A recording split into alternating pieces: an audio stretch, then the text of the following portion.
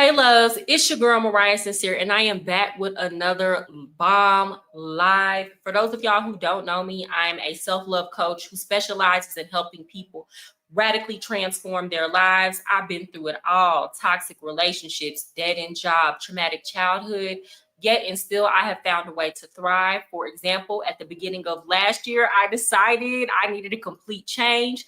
I decided I wanted to move to Colombia, and then within 6 months, I did it. So I'm coming at y'all live from the beautiful city of Medellin, Colombia. If you are interested in one-on-one coaching, hit me up at ThePassportSis@gmail.com. My website is actually like active and live. So I will actually do like a whole video introduction for that, showing y'all how to navigate that. I'm really excited, y'all, because I've worked on this website for I didn't work on it. My friend worked on it, right? I paid her to do it, but we worked on it like as far as me kind of guiding her on what to do for about 6 months. So it's really good. She did an amazing job. I'm going to plug her information once I get that up. If you are just now coming in, please hit the like button. That helps people to know that I'm on live so that they can come and participate in the chat. Y'all know I thrive off of y'all's energy. With that said, I have a very special guest in the building tonight. She is a beautiful soul, an awesome woman, very smart. She advocates for women on her channel and, just women protecting themselves and women being aware and women being confident in who they are. And I think she is going to be an amazing addition to this show. So I want y'all to give a very warm welcome to Miss Sheba Baby Talks. What up, sis? Hey girl.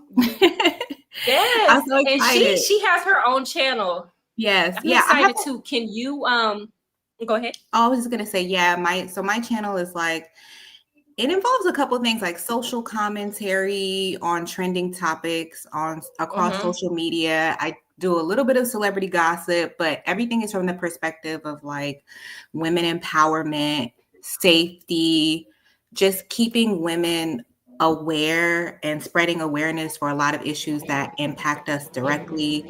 So that's a lot of what my content is. It's a very women-centered channel. So I always warn men, because when men find my channel, sometimes it's like one of my most viral videos was for women. It was about telling women don't go to speed dating events. And for whatever reason, it attracted the whole manosphere, because it's literally hundreds of comments of men talking about why they don't go. And I'm like, this video was not for you. So yeah. You know what? Everything ain't for everybody. And that's okay. People need their niches. As long as what you're saying is with good intent, people need their niches. And I love your channel. Hey, what up, Will's Tumbling? Thank you for showing up, brother. Good to see you.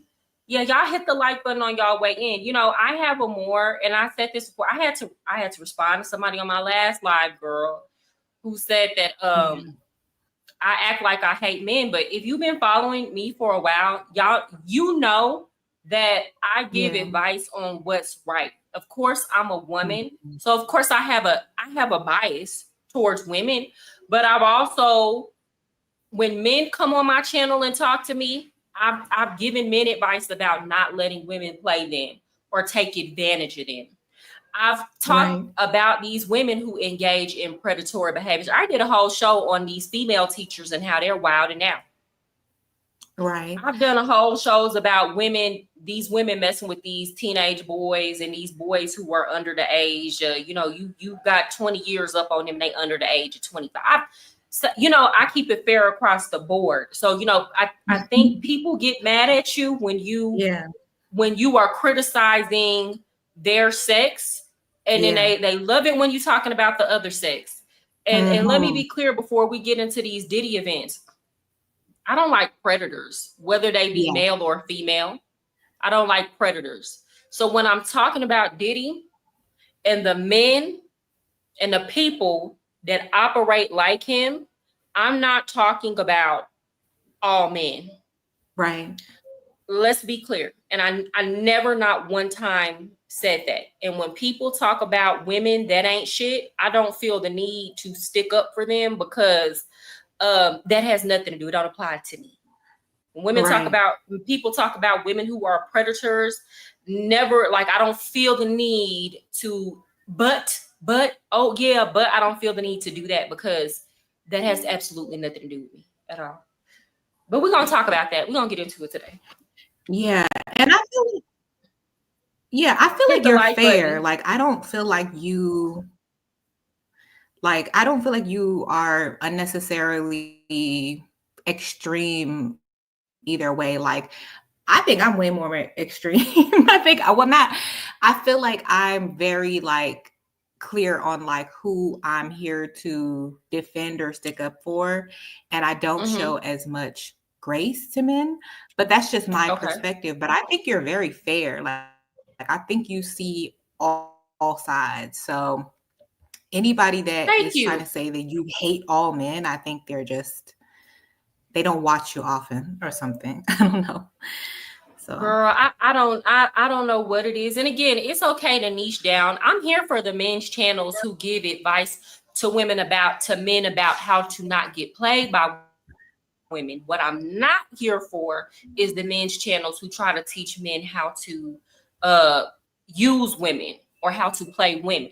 And I'm here for anybody out here, if you want to niche down, teaching people how to protect themselves, because there's real dangers out here in this world. Thank you so much, Wills Tumbling. Yeah. I be roasted, but it's all up. That's fine. You can come on here and be yourself. You know, I don't mind. That's fine. You can come in here and roast. What up, GMS? It's good to see you. Okay. We got our people in the building. Y'all hit the like button on y'all way in. Okay. So let's get to the topic at hand. So week 1 of Diddy's trial just finished. And before we really just get into it, I wanna say this, because I think it's important to be said. A lot of y'all need to stop coming on the internet and talking about stuff and you did not go research it yet. We are in the era of Chat GPT, where you don't even really have to go read the articles. Chat GPT will pull up any law. They will pull up federal and state law. They will do all that.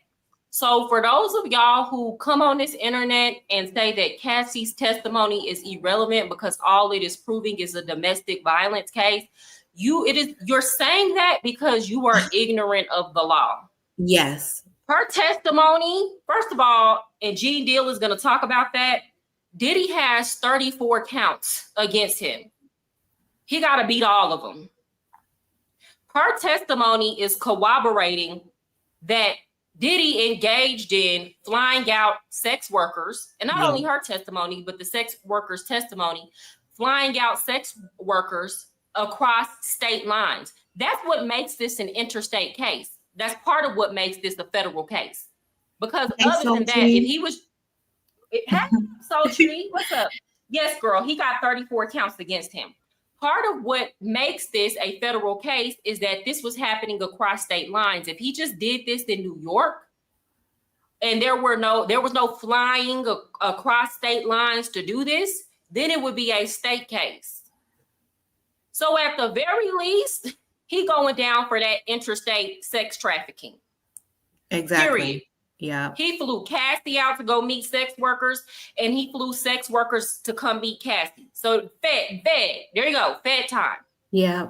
Then the feds have to prove that this was under coercion or duress. So y'all can go back to the beginning. I talked about the text messages Cassie sent at the beginning of their relationship, where she was basically, he wouldn't spend any time with her. Again, pimp tactics. Again, he got her. The first time they slept together, he met her at 17. They got together at 19. He was 37, right? So the first time he introduced her to these freak offs, she was 19 years old. She begging him for time. So you know how it is when you a young girl, you're not up on game. You don't understand the reason why that man is ignoring you or not giving you no time. It's because he's trying to get you to do what he get on his program. Yep.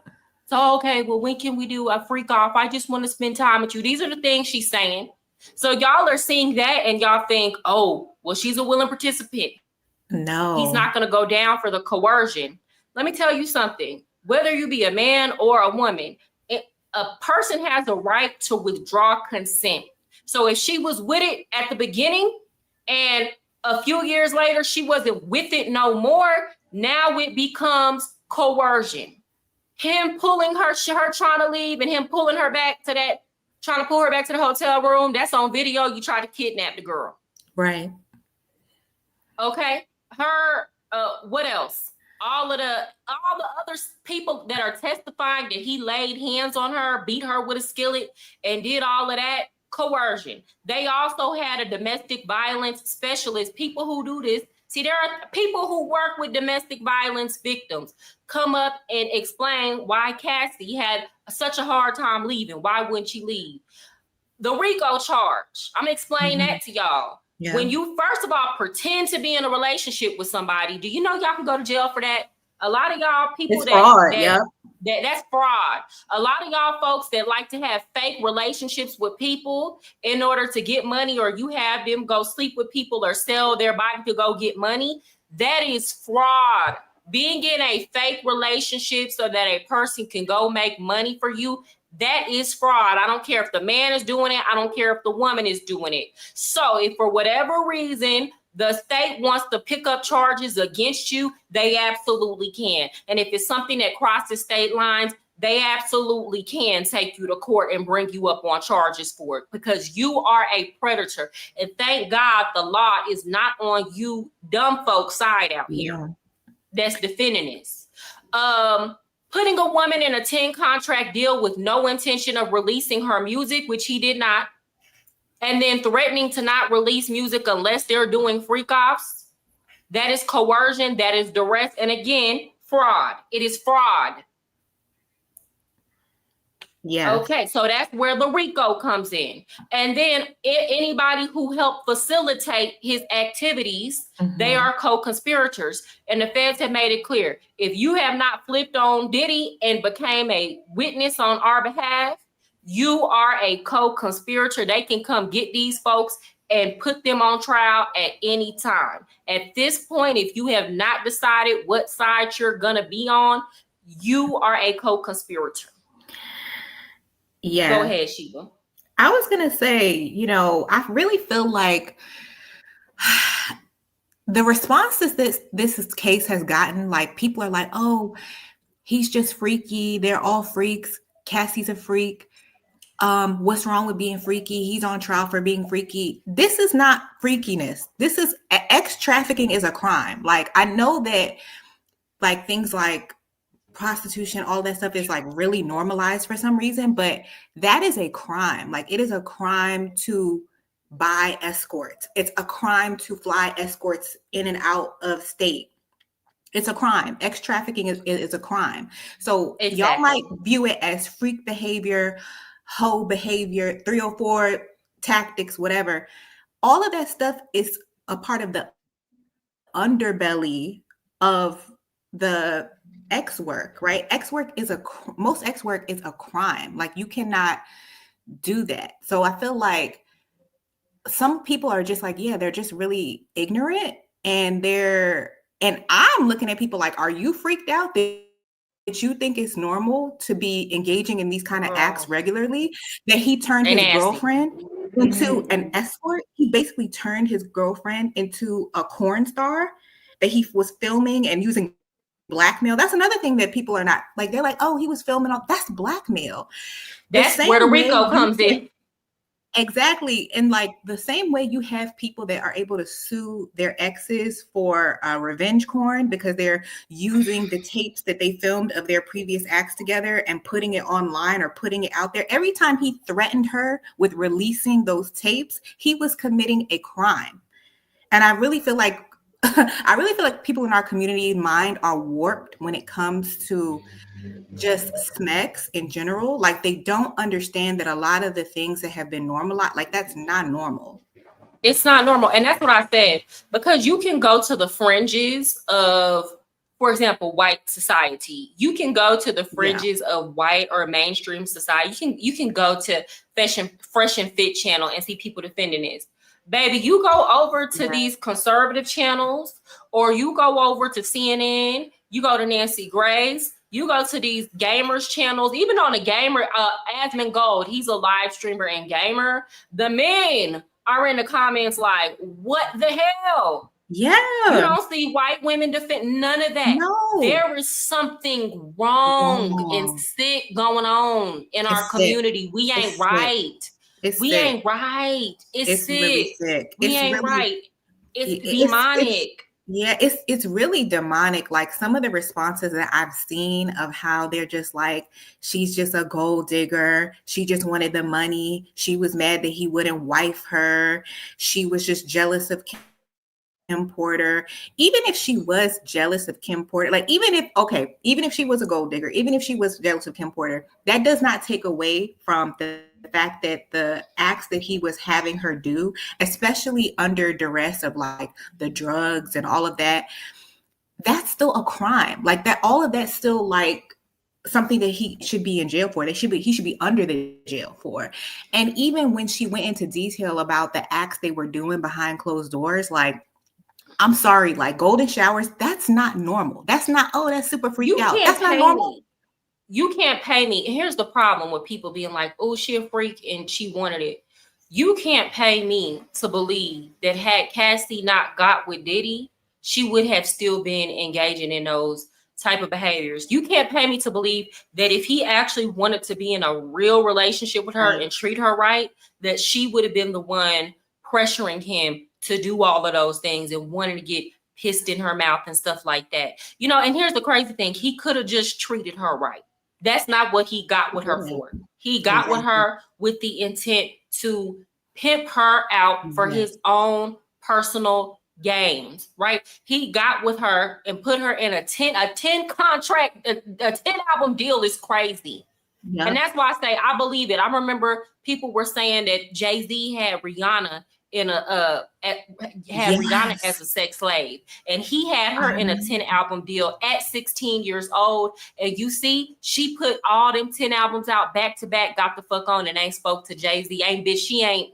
She done got away from him. I believe that because at one point she was putting an album out every year, and people were like, "Damn, like she constantly got an album out."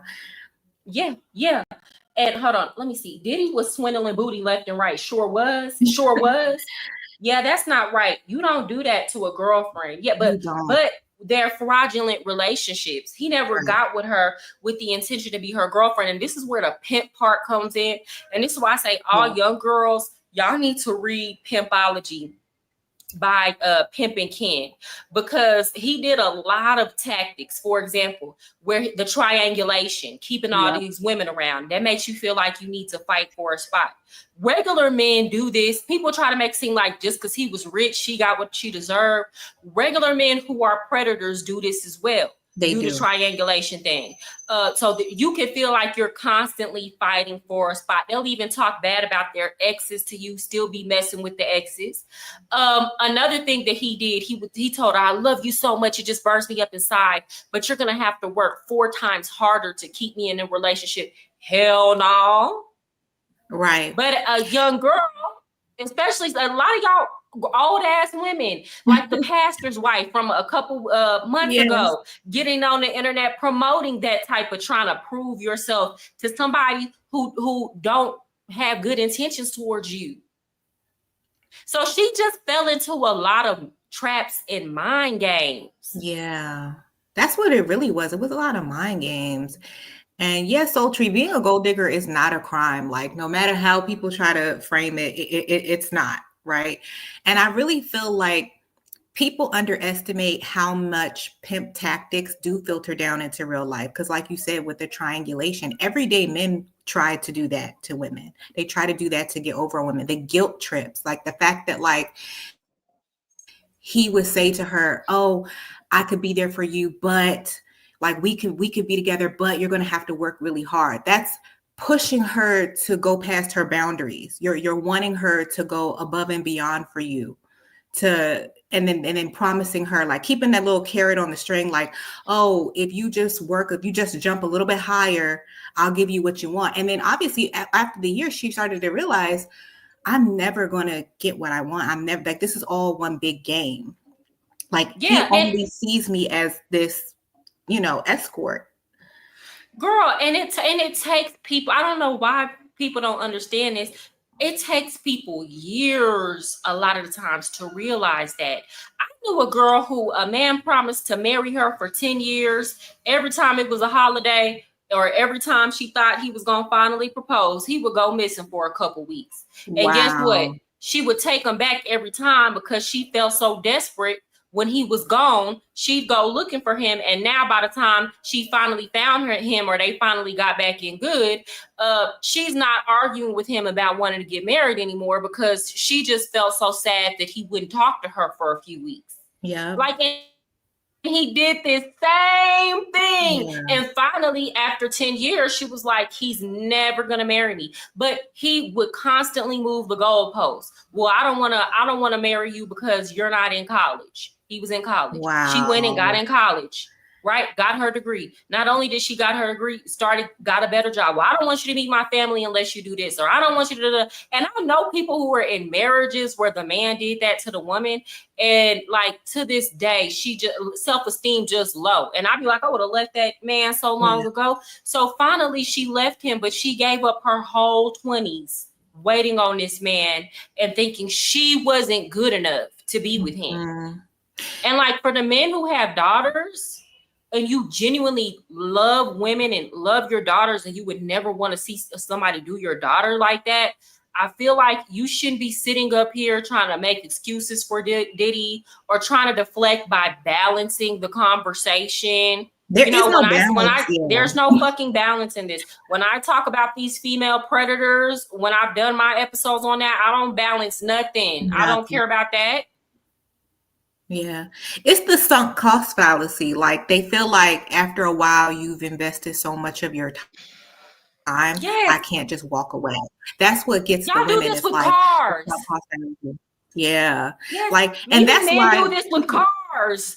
Like that, but that's also why they say like if after a year there's not even a talk of marriage, engagement, then you kind of need to move on. You know what I mean? Like you can't, especially when you get over a certain age. Like once you pass 30, I'm sorry, there's certain stuff you just don't have time for. And my whole thing is, are we supposed to be better?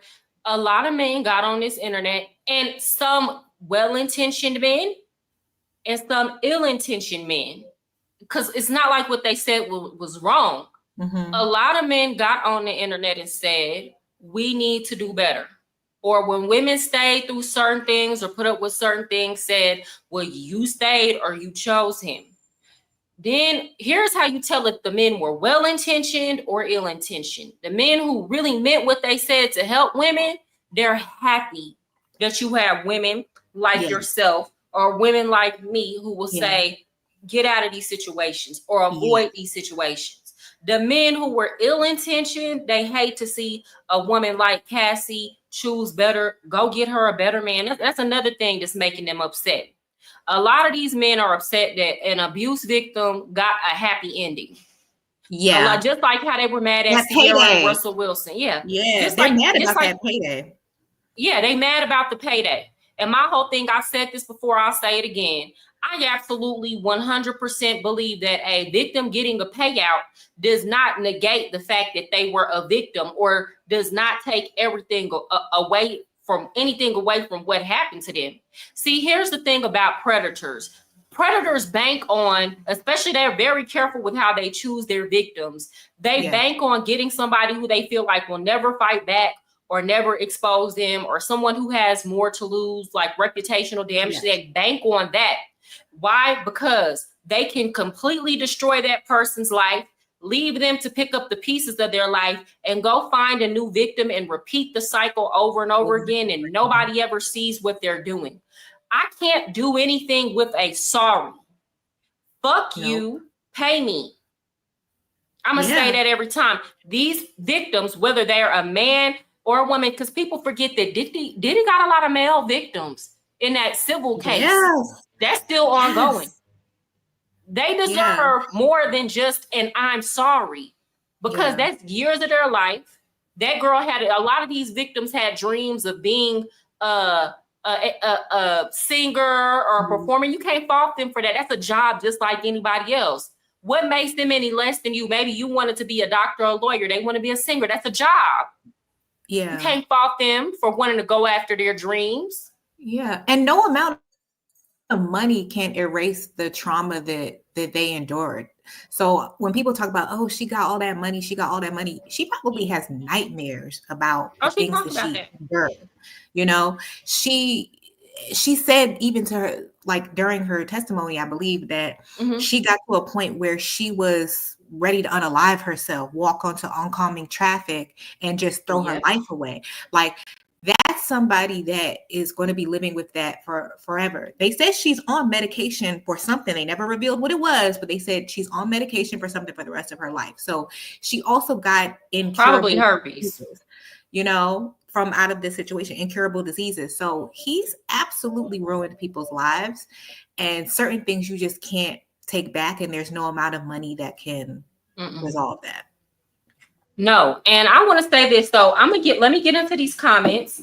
And then what I'm going to do is I'm going to pull up the statement of her husband and we can talk about that. And then I'm going to pull up a recent interview that Gene Deal did defending Diddy and giving some information about some nefarious plans that Diddy had for Danity Kane along the same lines of what he was doing with Cassie.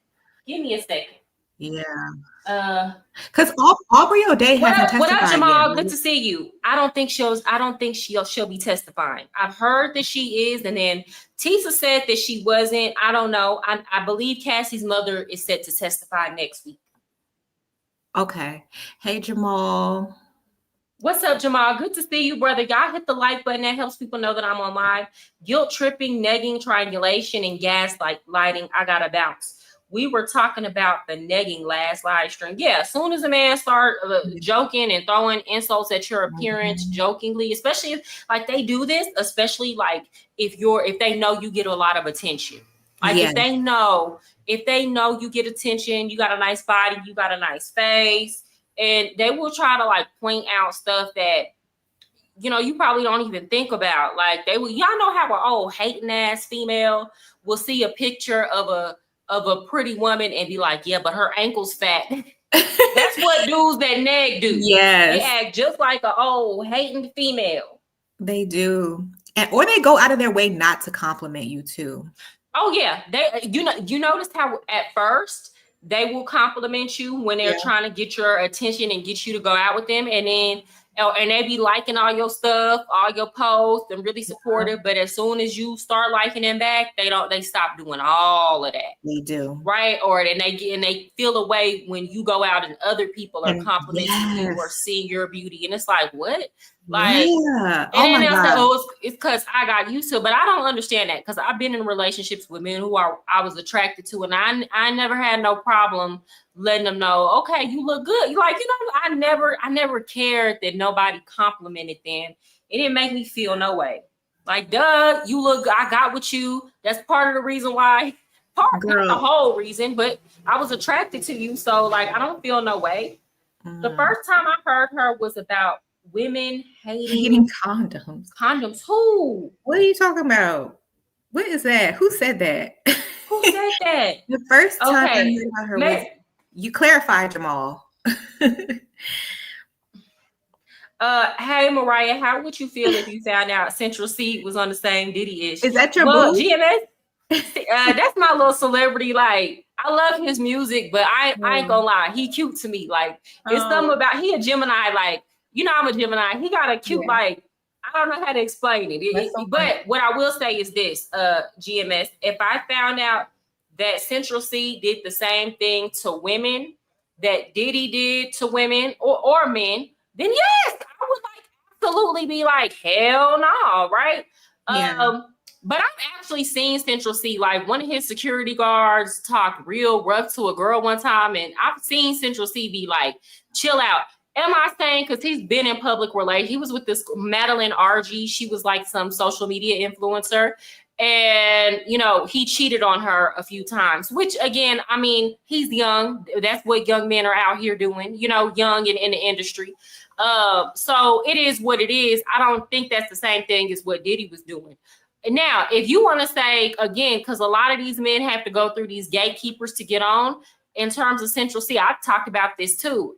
I don't know if Lil Baby or Central C got messed with to get to the status that they're on? I think so. Even if he did, I'm not going to necessarily look at him. I'm going to see him as a victim because, again, yes, it's like these artists, if they could come, a lot of them, unless they're genuinely gay, if they could come into the game and they could get on without having to get raped or having to get their behind touched, a lot of them would prefer it to be that way. But it's like, if it's a situation, and I know a lot of y'all men, y'all might not agree with me, but if it's a situation where, again, there are probably a lot of male artists who have had to go through Diddy to get on. They don't like men, but it's like, well, I've gotten to this point so far. The only way I'm gonna get the only way I'm going to be able to maintain my career is if I get on my knees. Then it's kind of like, you don't know what you'll do until you get put in that position and everything is on the line and everything is depending on you. So it's like, I'm not going to fault a male artist. For example, y'all remember when Diddy told, what's his name? Fabulous, which he has his own issues. I'm just being very specific here. When he was like, you know, we ain't party yet. And Fabulous was like, I have been to your party, but he's like, we ain't party. Yeah. And Fabulous was looking like, oh, hell no. You know, you could tell Fabulous is not gay, you know, but it might have just come to the point. He's not down with that. You could tell he wasn't, but guess what? He might have had to go ahead and come up off of that if he wanted to continue to work in that industry. Because when you're dealing with people like P. Diddy, all it takes is one call and everything is stopped for you, you know? So again, I don't fault people like that. You know, it's their whole career, their whole life is on the line at that point.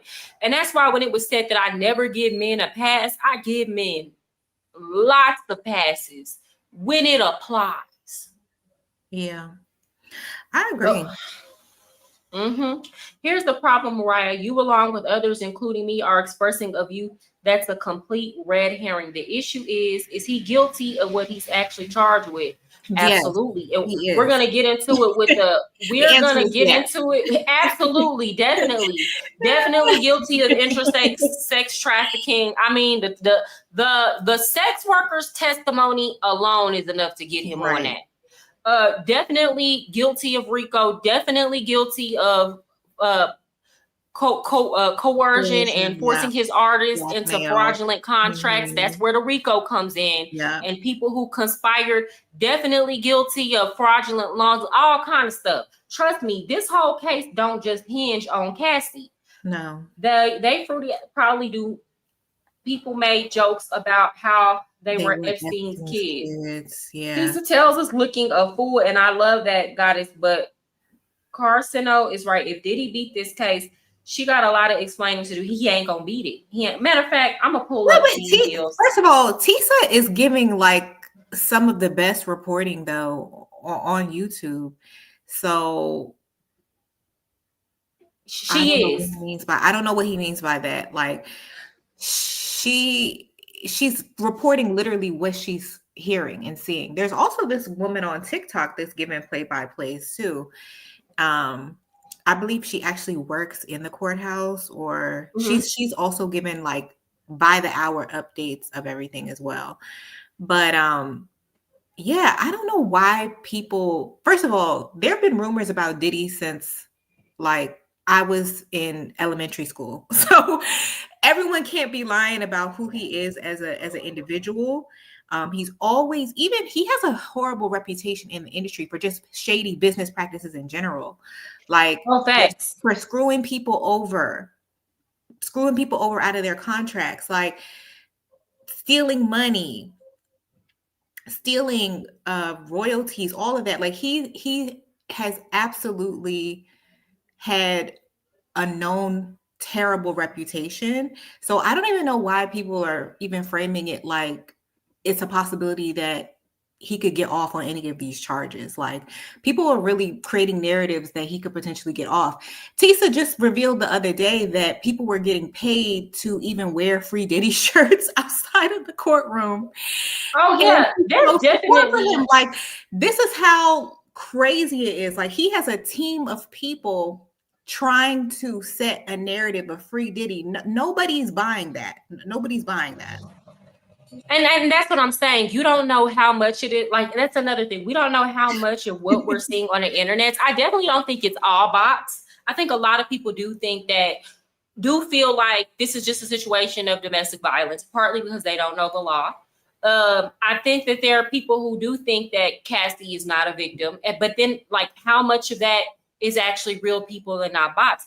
How many of these blogs are getting paid to spin a narrative? So it's kind of like, we don't know at this point. So it's like, it's just going to have to play out. But if people think that a federal case is being brought against this man based on solely domestic violence, like it wouldn't have been, like, there wouldn't even be a trial right now.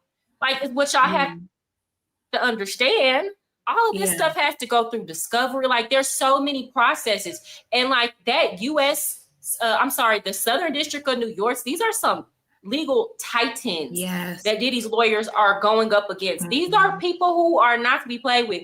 And 9 times out of 10, by the time the feds come to you, they already have their case built. By the time we hear about it, they have everything that they need. They will watch you for years while they build up a case. Cassie and that lawsuit, that was just the smoking gun.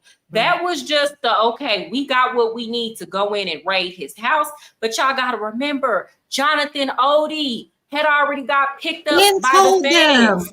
Ben told them. Not only is he doing this stuff with Cassie, but he's flying liquid cocaine in and out of the country on planes. And they thought he was crazy. People thought he was crazy when they saw that interview. But if you watch that interrogation, they are getting so much information out of him and following that whole thing. Because remember, he got money. He sued Diddy because he caught her. And got $2 million. And won. And do you know that following that whole rest interrogation, he got put into protective custody? Like, he actually was like out of state. He's been on the low for years. He's been living on the low for years. So that man wasn't lying. Like, he broke it down years before. I went back and I was like, oh my God, like, he's literally giving a play-by-play of what went on in those FOs before we even knew what an FO was. Girl, it was, and here's the thing, this is what made them actually start looking into it, because Jonathan Odie did get that $2 million payoff. Yeah. So he told the feds, I got $2 million. The feds checked his bank statements. One day he was broke. The next day he had $2 million. Right? And they've been looking at Diddy since then. So y'all better believe Cassie coming out, that was just what they needed to go raid his house. They got everything that they need. Okay, hold on. Let me check some of the comments and then I'm going to start this video. Okay. I'm sorry, Jamal. I apologize. I'm sorry. I'm so sorry. I'm sorry, Jamal. Don't yell at me. Don't get upset. Don't sugarcoat it. You love you some Central C. I love me some Central C. I ain't even gonna hold you. She tried to downplay it. That's my boo. I ain't even gonna hold you. Like, I love him. He's so cute. And I know his thing ain't nothing but this big. That's okay. How you know that? I'm done. Okay, this is how I know. This is how I know. Okay. Because his mother is white. And his father, well, not necessarily because it's the white man, but his mom, he don't got a white father. His mother is white. And his father is Guyanese, but he's Chinese Guyanese. Okay, so that's all I gotta say. That's all I gotta say. We have to accept this is a weak ass indictment because I believe Queen Madia Shakur, this is an elite hit job. He obviously did way worse. Jamal is a conspiracy theorist. But no. I'm gonna agree with Jamal. I do believe this is an elite hit job. I believe it's an elite hit. Here's the thing. I believe the elites are allowing it. I think 10 years ago, had the feds started looking into Diddy, there would have been a call made like, y'all need to stop, y'all need to cut it. But y'all remember he got into it with the liquor distribution company. This is what happened. I'll give y'all the history on that. Y'all know Diddy was working with a liquor distribution company because he was the face of Ciroc. So he had part ownership in the company, but it wasn't his liquor. His job was to put it in the music videos and make it popular with the culture. But now we are in our tequila Casamigos era. The tastes have changed. People is not checking for vodka and Ciroc like that. Remember, people used to check for Grey Goose and all. We not checking for that. People want tequila. Okay, it is what it is. We even off the Henny now. So Diddy went and made a deal with that same distributor for the De Leon tequila. It's not good tequila. It's not good. I've had much better tequila. And he has majority ownership in that tequila. Well, the liquor company was not pushing it like it was. And what happened is he accused them of being racist. Now, Diddy only brings up race when it benefits him. He don't care about race when he's bending these young black boys and black men and doing all this stuff to these young black women. He don't care about race when he doing all that. But when it come to him and his paper, he felt like he was going to turn the black community against this company and get out of line. He forgot what his role was. And I believe they just took their hands off of it. And it was like, we going to let it fall where it, but we taking our protection off of you. We're gonna put you in your place. Yeah, I believe that I do 1000% agree, because there's this man, and you could look him up. His name is Clarence Avant, and a couple years ago, his wife was unalived in a robbery out in LA, and they say that man is like a top record exec, and he was protecting Diddy. Like, him and Diddy have this long-standing relationship, and he is considered a part of the Black Boule. And remember, Jonathan Odie has said, oh, Diddy's a part of the Boule. It's like a secret society, and it's a branch of the Illuminati. And he was like, that's how he was able to rise up in the ranks. When Clarence Avant died in 2023, I think that coincides with Cassie coming out with her case, the feds then coming after him. I feel like Diddy's protection, like the people in the industry that were previously protecting him, looking out for him, funding him, all his original sugar daddies, they're all gone. They're all gone. Like, they all have like either cut ties with him or died. So yeah, and then the real elite, his white sugar daddies, you know, he probably done pissed them off too. Got him, you know, got all of them. We done propped you up. Now you feel like you can call and talk to us any kind of way, or you can, you know, like you get, you know. So it is what it is. At the end of the day, the game is the game, you know. And Diddy's a monster, but there are bigger monsters than him. Hold on. So I'm gonna play this interview.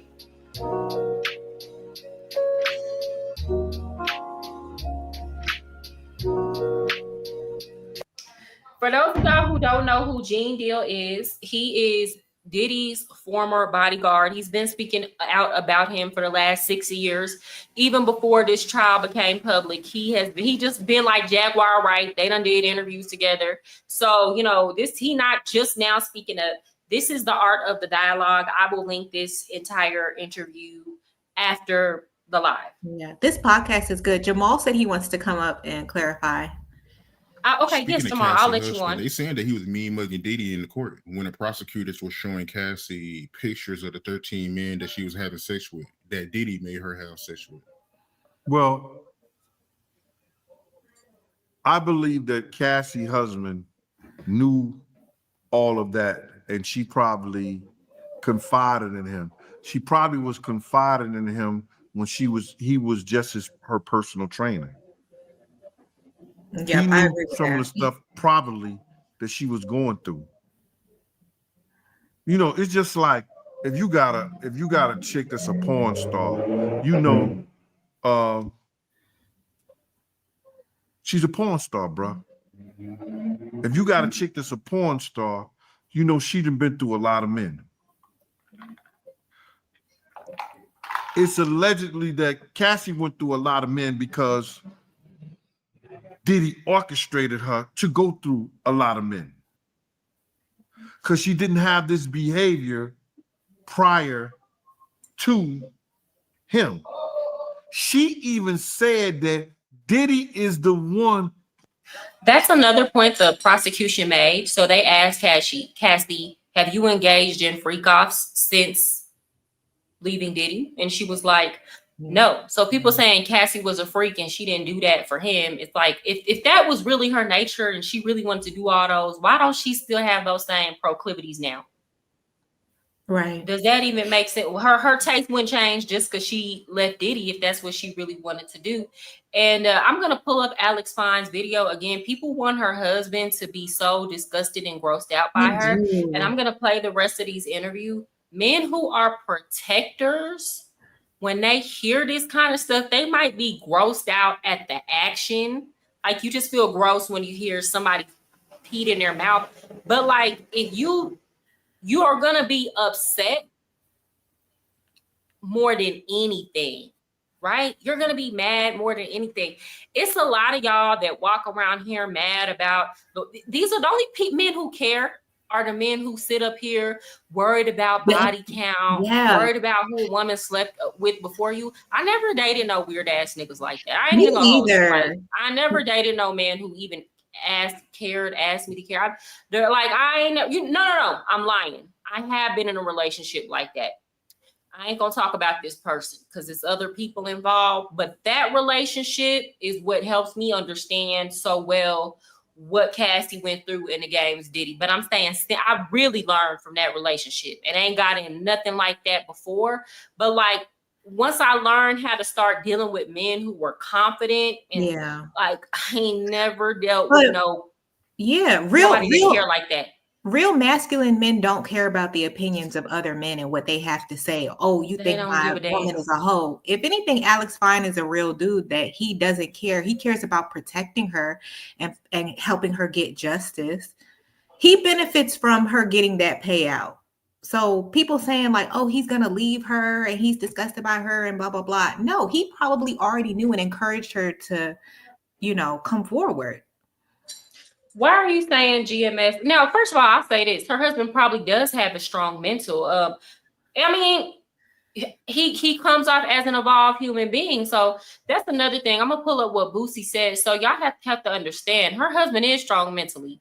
He ran a 50-mile marathon for DV victims. Like, this man works out. That's what y'all. So when y'all think personal trainer, y'all think broke dude. No, he's at the top of his industry. Yeah. This man is a personal trainer on movie sets and things like that. Celebrities, celebrity, before he met Cassie, he was making $500,000 a year. Yeah. So he didn't meet Cassie broke. Is it Diddy money to where Diddy can just go drop $500,000 on Cassie in a day? No. But like, it is way above average is what he's doing. Very disciplined, very strong-minded. So yeah, he's not the average man. So I'll concede to that. But like, I think he probably had to use his strength not to be and stay with Cassie, but to not jump over that dang jump over the wall and beat Diddy's ass as he has threatened. That's why they said when Cassie was giving her testimony about the stuff that happened during her relationship with Alex, they had to tell Alex, you can't be in here because you've already threatened this man's life. He's already told Diddy he was gonna beat him to death. So the judge was like, you cannot be in here for this. But see, that's a real protector provider for you. Like, that's a man that loves the woman. Mm-hmm. Yeah, he loves her. Speaking from a man's standpoint, you gotta bury your ego when it comes to the things he knows about his wife to genuinely love and respect her. And I believe he has. Yeah. I mean, you got to think about that. And I love how Joe Rogan had talked about this too. And I have a cousin who I believe if this happened to his wife before or something like this happened, he's one of the best at what he does. He's very disciplined. And I'll say who he is. He trains Ryan Garcia. He's Ryan Garcia's trainer, Derek James. This is the most disciplined man I've ever met in real life. And he is so kind and understanding towards women. And he's a man, strong man. He has very strong mental resolve, very disciplined. Every time he comes around our family, he has certain things he does not eat, and I've never seen him eat it. He won't pick up liquor. He gets up and trains like every single morning. When people invite him to go to the strip, he won't go. He's like the most disciplined. He has the most mental fortitude, and he is very compassionate and kind towards women. right? And even Joe Rogan was talking about this, how men who usually want to be great at what they do, they have to kill off their ego. They have to. They have to. But you know what? That's actually what's attractive. People don't realize that most masculinity is performative. When you talk about talking down on women and treating them like 304s, that's performative masculinity. True masculinity is having the utmost respect for women because you know that we are the source. We are the creators of life. So treating every woman that you encounter with respect and having discipline as a man, that's what's really attractive. And it's not easy to do because again, it requires you getting out of your ego. Yeah. And like I've had, you know what, I'm thankful because, you know, many more tried to take advantage of me, but I'm thankful for the men that came along the way as I was growing up who put me up on game, who were like, you know what, you're very pretty, you have to watch out for this, these men will try to do this, like who already kind of felt that fatherly need and instinct to try to protect. A lot of them remind me of this like Gene Deal, and were genuinely trying to warn me, not trying to manipulate me or not trying to get anything out of me. We're never inappropriate. We're trying to warn me, right? And like these are the type of men who will hear this kind of stuff and genuinely get angry and upset. Yes. What up, Cha-Cha? Good to see Hey, you. Cha-Cha. Good to see you. She's not that. Hold on, let me see what she said. Diddy is a perpetrator. Cassie is a victim. Diddy is a freaky corporate Illuminati shark. Cassie is a freaky flipper. I'm so jaded. Jamal, I'm gonna have you on later because you got to explain what you're talking about. You do. I'm gonna have you on. Don't worry. Your time is coming. Your time is coming. I'm gonna have you up.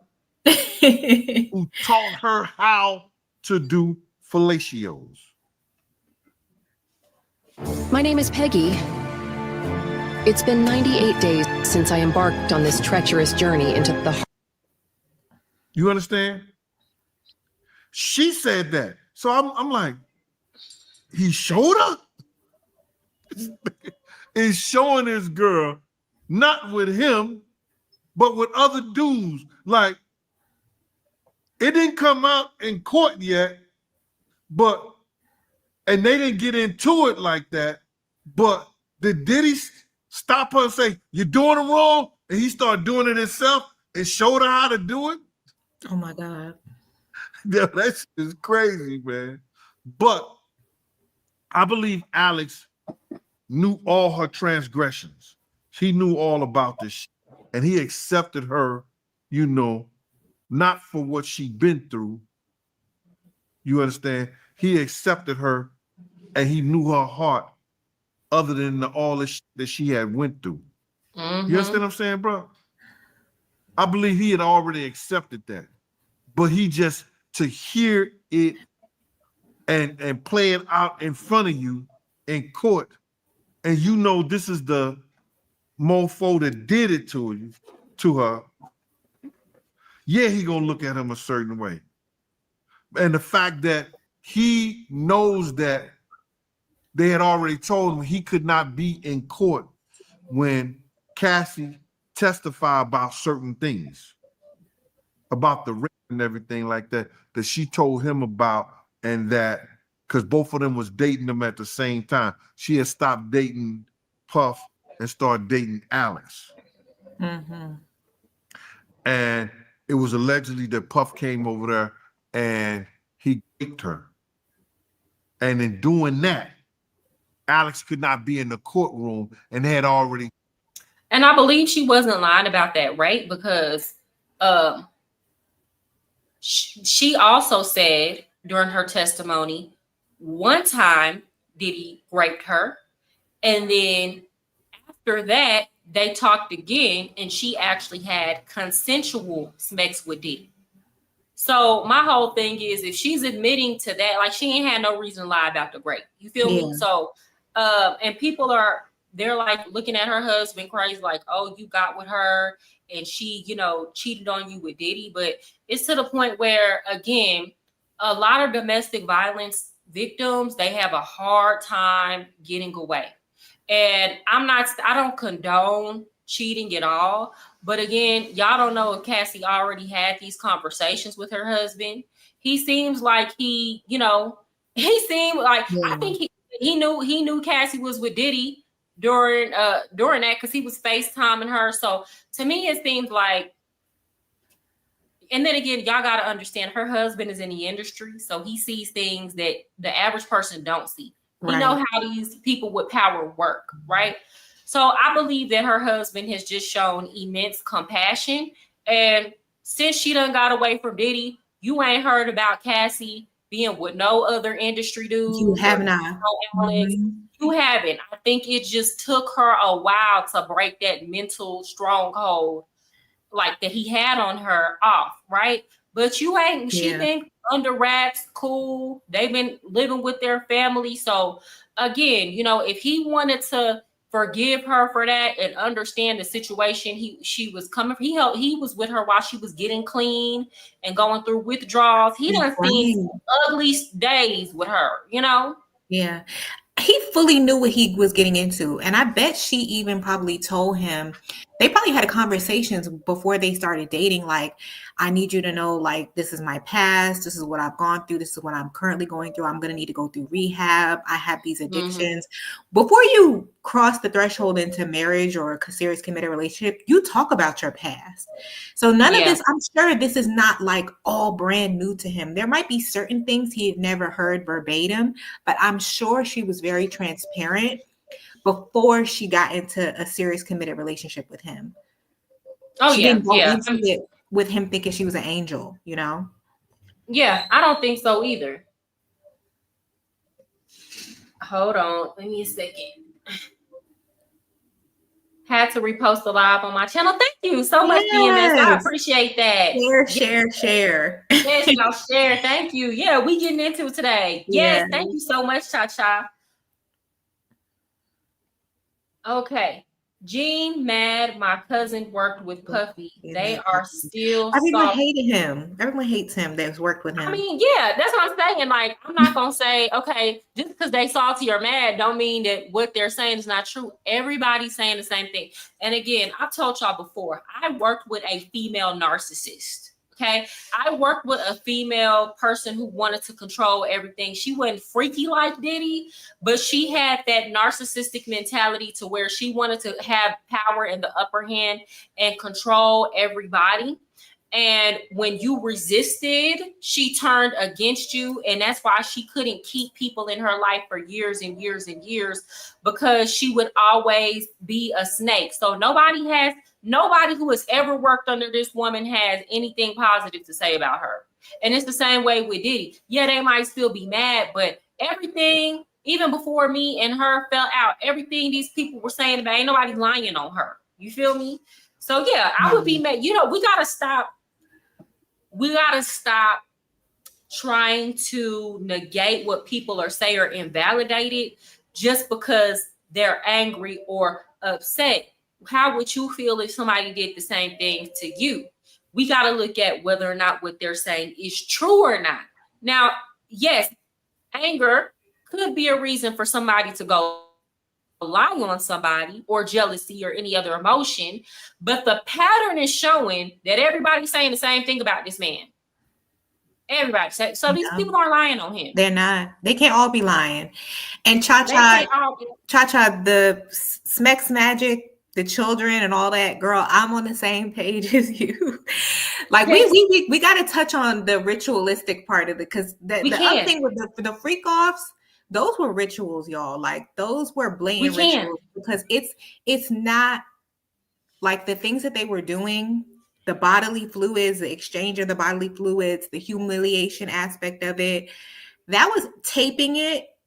Like that was directing it. You gotta do it like this, right. Or you gotta do it like that. Yes. Like what? The candles, all that. The candles. Oh my God. The candles. The like, oh, you have to be looking soaking wet. You have to look super moist. The skin has to look like it's wet. It's so, when they said that, like, okay, you're doing the golden shower in the mouth to the point where you're choking, and he's doing it, and the other guy's doing it, and you're taking the bodily fluids and you're smearing it on each other. That is a ritual. That is Smex magic. He was Straight in there up. manifesting. He was in there manifesting with her energy. Okay. Girl. And now I'm starting to wonder because we speculated that the baby oil might be laced. And the feds took all Yeah. them bottles of baby oils. Yes. I don't know if that's gonna come out later on that the baby oil was laced. However, I could absolutely see it being the case that no, he just really needed all them bottles of baby oils to be freaky because they said the hotel rooms would be so messed up from baby oils that he had to pay significant damage. Or anytime he saw Cassie a little dry, he would make her go put baby oil on. Now her skin was always flawless. I'll say that. Moisturized. Very moisturized. Yeah, I ain't never seen that girl look dry. I have to understand the logic of the baby oil though, because I've used baby oil before, but like wanting it to the point where you're looking drenched and like it's sweat or like you're wet, like why does it have to be? And the fact that they said that he would stop and be like, okay, you got to put more on, like what is up with that? Like he was trying to set the tone visually, like that's what it was. He liked that. Gene is going to talk about that, I think, in this video. Okay.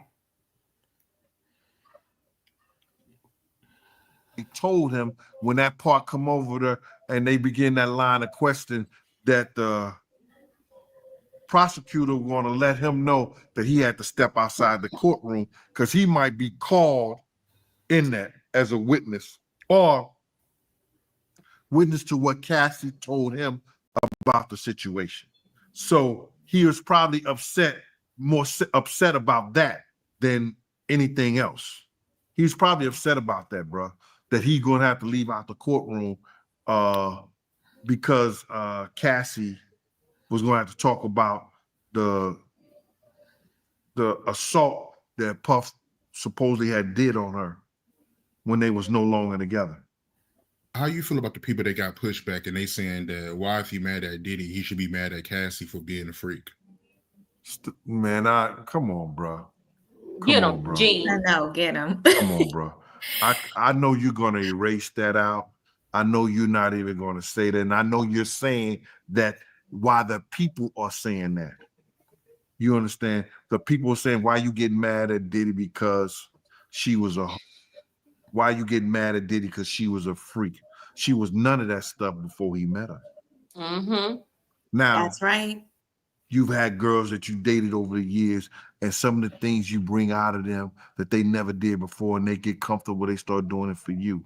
But not none of the shit that he did that and for that young girl. That girl was young enough to be impressionable on this old head ass nigga with all this money. We could take her and show her dreams and lifestyles. So if you don't think that this mofo groomed that baby, that 19-year-old. At Aftershoot, we're revolutionizing photography by automating the most time-consuming tasks in your workflow. He was going in, so you can focus on. He going in. He going in, and that's what I'm saying. This is here's the problem. People will, I said this last time, you have these men, again, if you're not one of these men who give this type of advice, I'm not talking about you. You have these men who get on the internet and give advice to other men to go get women that are between the ages of 18 and 25 because they are young, impressionable, and moldable, and they ain't seen or experienced anything. And then when you're able to mold them and get them to do things they wouldn't otherwise do, it's their fault. But y'all know that these women, and again, it's not just women. I said this before. A woman that is 40 ain't got no business messing with no little 19, 18-year-old. Well, I don't care if he pursued her first. Yeah. That's a teenage boy. I don't care. You know he don't, you know mentally he can't get up with you.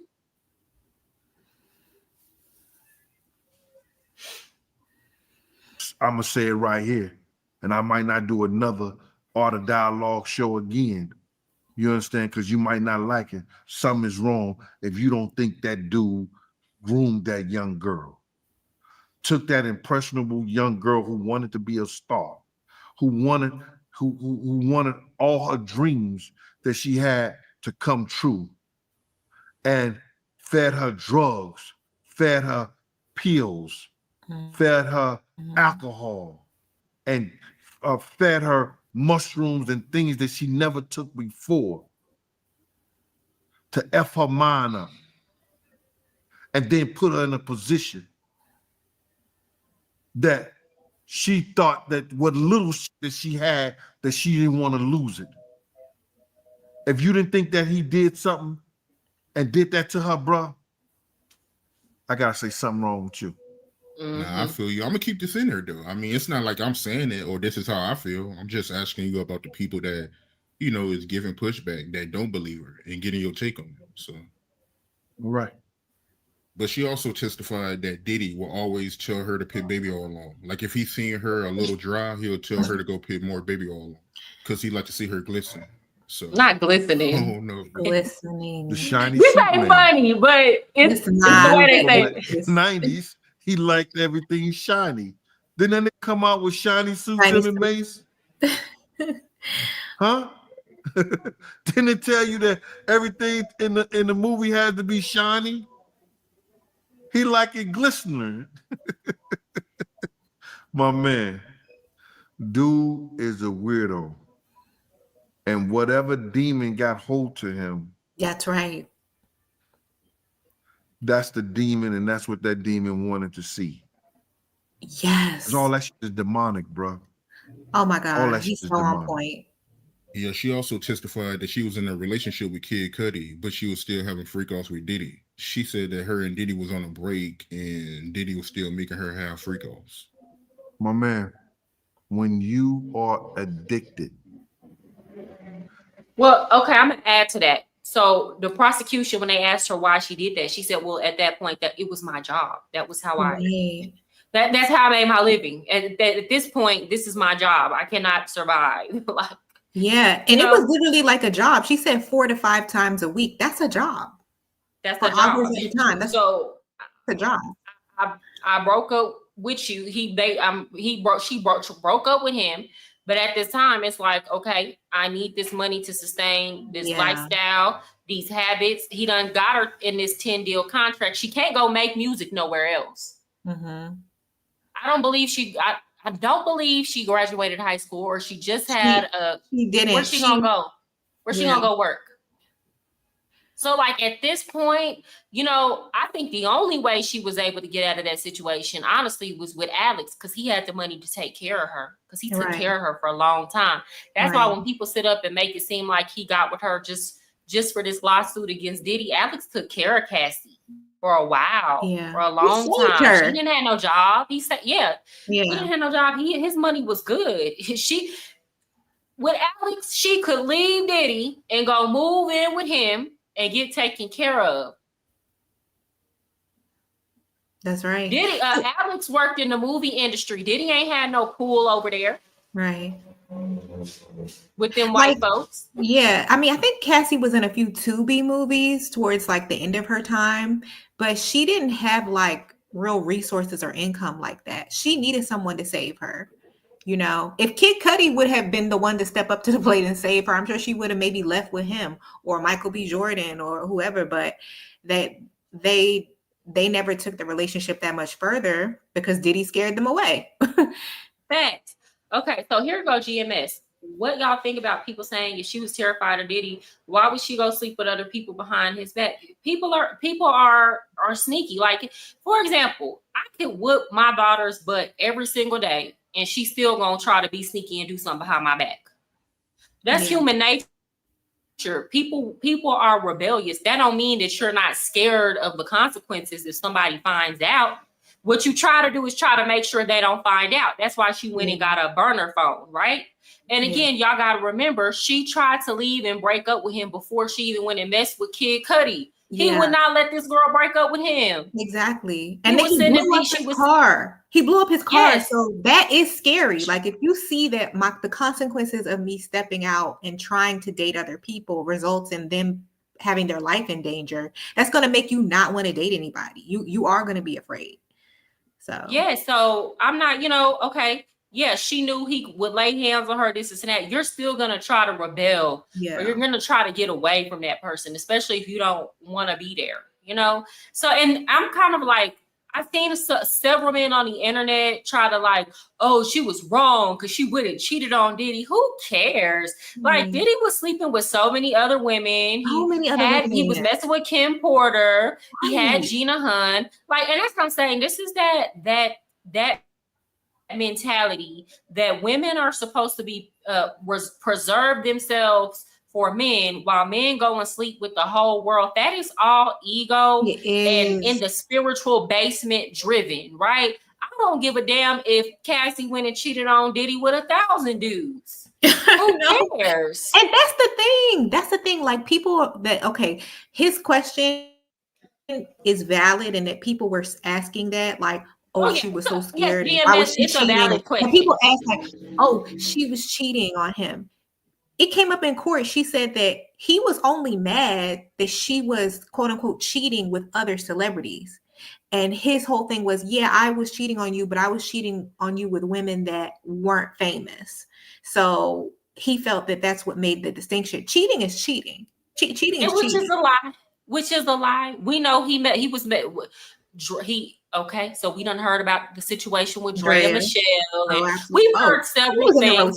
The rumors out there about Lauren London, who was supposed, is Cassie's friend. So we know he was messing with whoever came to him and was willing to. He had a whole relationship with Cameron Diaz.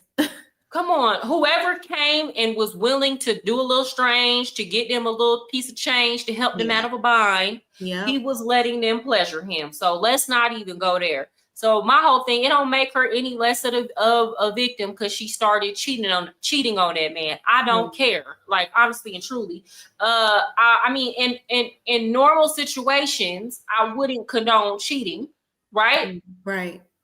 This is not the normal situation. This is not a normal. They were, and that's why she said, she's like, by the time she was messing with Kid Cudi, she was already of the understanding of like, I'm just a 304 for him. I'm a worker for Diddy. I'm an employee, and my job is to he turned her into a porn star. My job is to participate in these FOs several times a week. I get paid for that. And if we're on a break right now, he's over there playing happy husband to Kim Porter, then I get to go do me.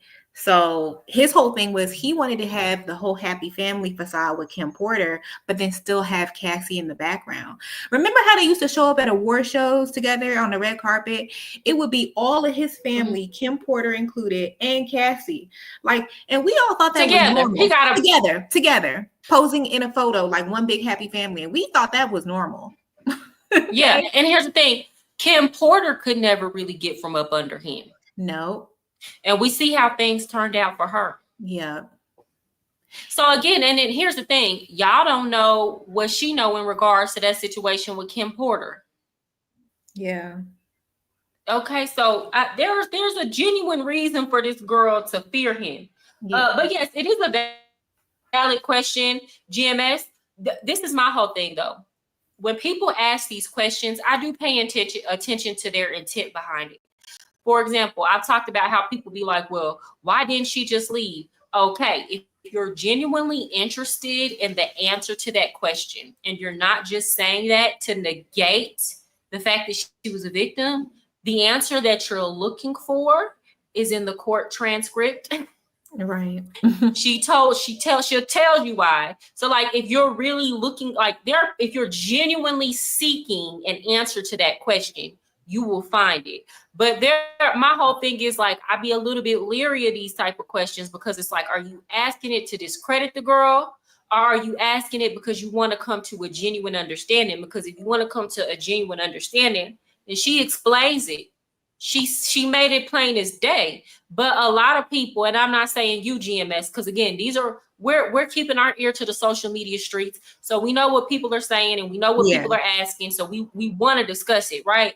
But it's like a lot of these people are not asking the questions with good intentions, because honestly and truly, the information is there if they want to know. Yeah, most people are not, when they're asking that question, they're not asking it from a genuine place. I'm gonna be honest with you, especially on TikTok and social media. They're not. So they're not at all. Okay. Because you cannot tell me that over the years she still had to supply her addiction. And who was going to give her the drugs for her addiction? She's taking cocaine. She's taking opiates. She's taking mollies. She's taking alcohol. She's smoking weed. And weed ain't the regular weed no more, because that's what you call it. They got it I don't know the word for it, but they got all kinds of drugs in the weed right now. You can't expect to see results if you're just walking during the day. Another thing too lost is 15 like pounds people in don't 2 realize, months. like, if you have never been around somebody in active addiction, they literally can't function. Like, if you know somebody that like does coke, does Molly, they'll literally go out, do Molly, and then in the morning they'll get up and take something to continue to like keep their high so they don't crash and get into like a depressive episode. Then they'll come in, they'll take some like serotonin, then by the afternoon they're drinking something, and then they go out the next night and they're doing a line of coke. Like, y'all don't realize that, like, when you're in that cycle of addiction, like, you need it to keep going, just to keep functioning. And the moment that you don't, you immediately go into withdrawals and you feel terrible. You feel terrible. Girl, look, I understand, because I have a caffeine addiction, and it's very much given the spirit of crackhead. I ain't even gonna hold you. Like, girl, that's their spirit of cocaine, for real. Because let me tell you, let me know for real. If I don't get up and drink coffee, I'm gonna crash like during the day. I'm gonna crash. I'll be walking around here irritated. I'll be walking around here mad. And in my feel like whenever I catch myself getting irritated, I gotta go make me a cup of coffee. And that's how I know I'm addicted. So I couldn't, like, I gotta go, or else I'm gonna be a complete bitch, you know? And it's something, you know, you get to feeling agitated, and people don't like feeling like that. So it's like, and here's the thing, I know this is how, like, I can kind of empathize. I know I'm addicted and I still haven't stopped. Same. I know it's a problem, but because it's not hardcore like drugs or you know, Molly or anything like that, that's gonna just completely destroy me, I still haven't stopped. Right? So it's like, I can only imagine, and people are trying to say, well, you know, Diddy was on drugs too, but it's like, no. And I love that Gene is gonna talk about this. Diddy intentionally got her hooked on drugs. Yes. And that's also a pimp tactic. People don't realize that. That's also a pimp tactic. Pimps get there. He gonna talk about it. Yes. He gonna talk. Gene gonna talk about what he heard Diddy say about Danity Kane. Ooh. So now she got an addiction. Even though he's not with him. I can't wait for Jamal to come up, because he's funny. He's with Young Miami, other people, stuff like that. So now I get it for you if you got we do the freak off.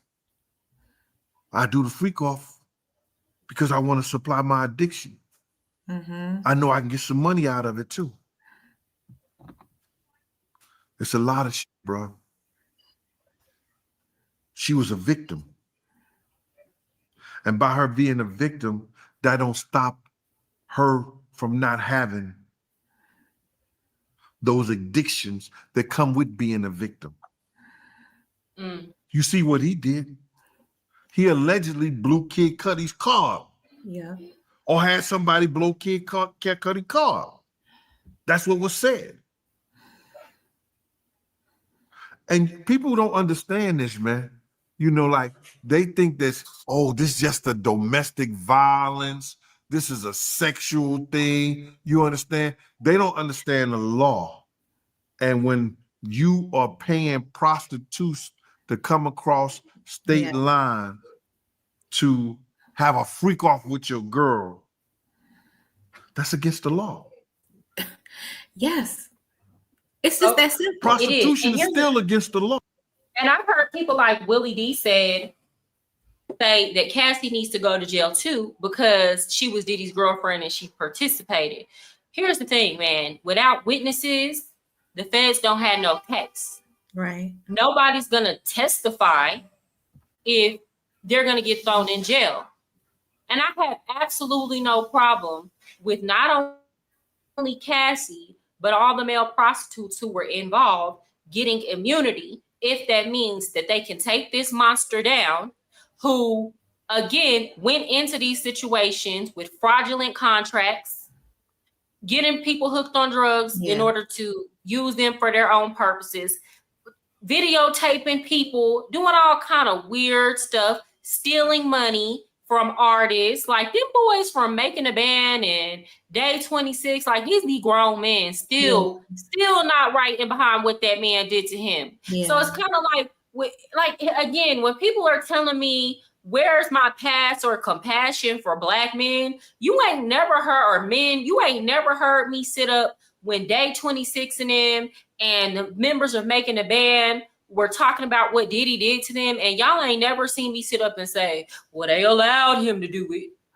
Well, they wanted to be famous, and they wanted to, and that's what they get. That's what they get. Yep. We never had nothing but compassion. Why does the extent to my compassion only have to be granted to the perpetrator? Like, why does it only matter if I'm giving male perpetrators a pass, but like it doesn't matter when I'm giving male victims a pass?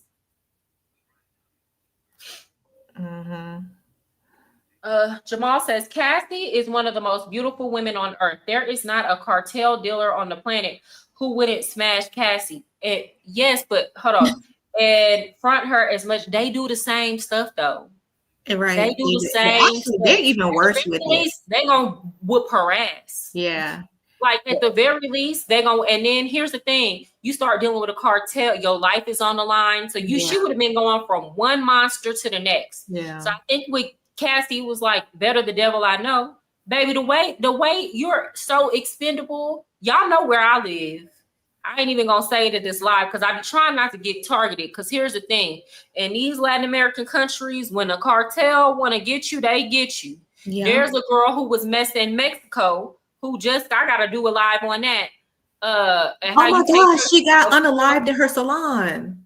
On her, so her friend homegirl set her up. She was dating a cartel member. Oh my god! Okay. Yes, please cover that.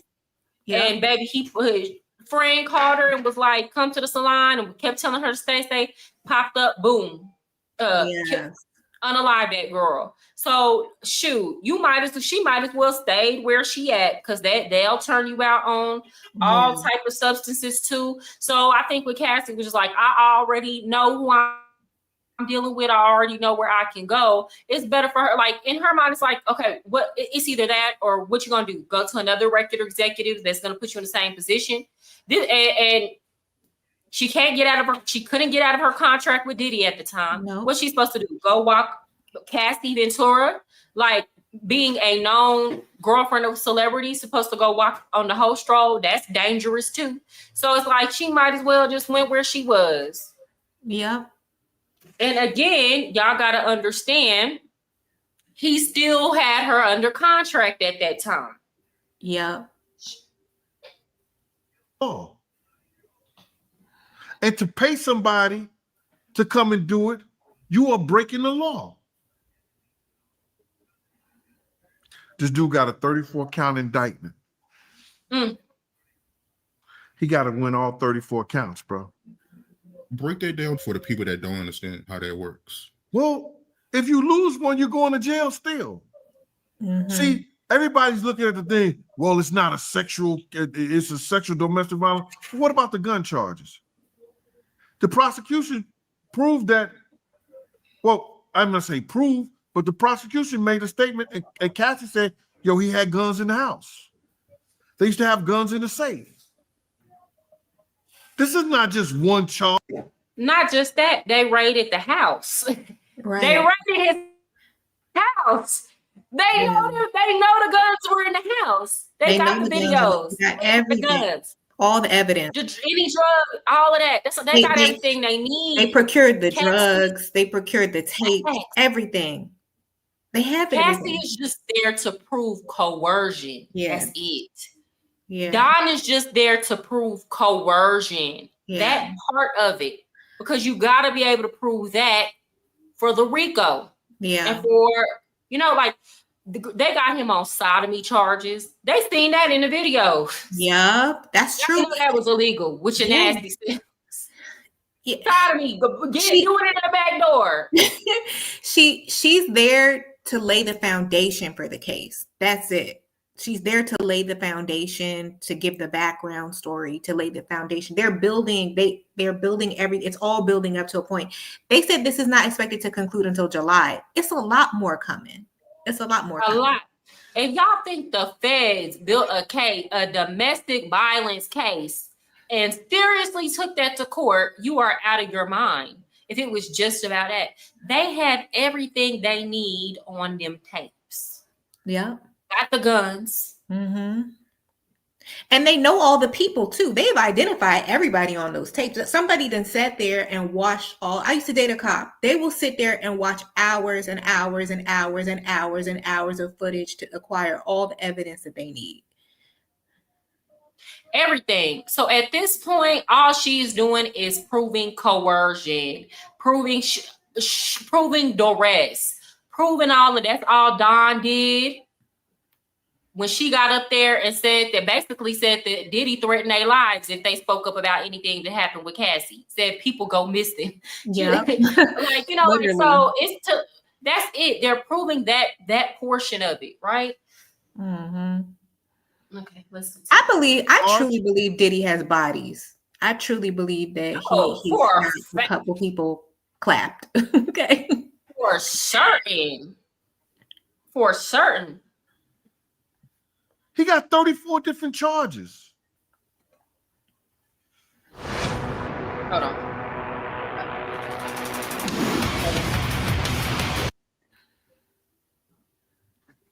He got criminal possession. You understand? Kidnapping. When you don't allow somebody to go somewhere when they go, that's kidnapping. Yeah.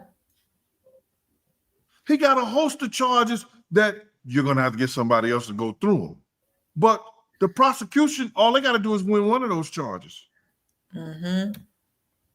But I believe that he is facing a minimum of 15 years at most life. And like he said, all they got to do is hit one home run and a home run with just one of them charges. They've already proved several, whether Cassie was a willing participant or not. He admitted in court to the whole Kid Cudi situation. Yeah. So, the fact that people think he's gonna get off. They're delusional. They're delusional. They're so delusional. Yeah. Absolutely. That's why he's trying so hard to do something to push a mistrial. Yes. But here's the thing about a mistrial. They can take it back. And you best believe if Diddy do something to push a mistrial with them feds, they gonna get him. They're gonna get him. Yeah. They're gonna come back for him. Okay. If not now, later. Because they don't forget. Okay, they gonna eventually get Young Thug. Yep. Ooh, girl, that's a whole nother. Yes, girl. They gonna eventually get him. Okay. Yeah. So my whole thing is, I don't understand. Again, Diddy got hella victims out here.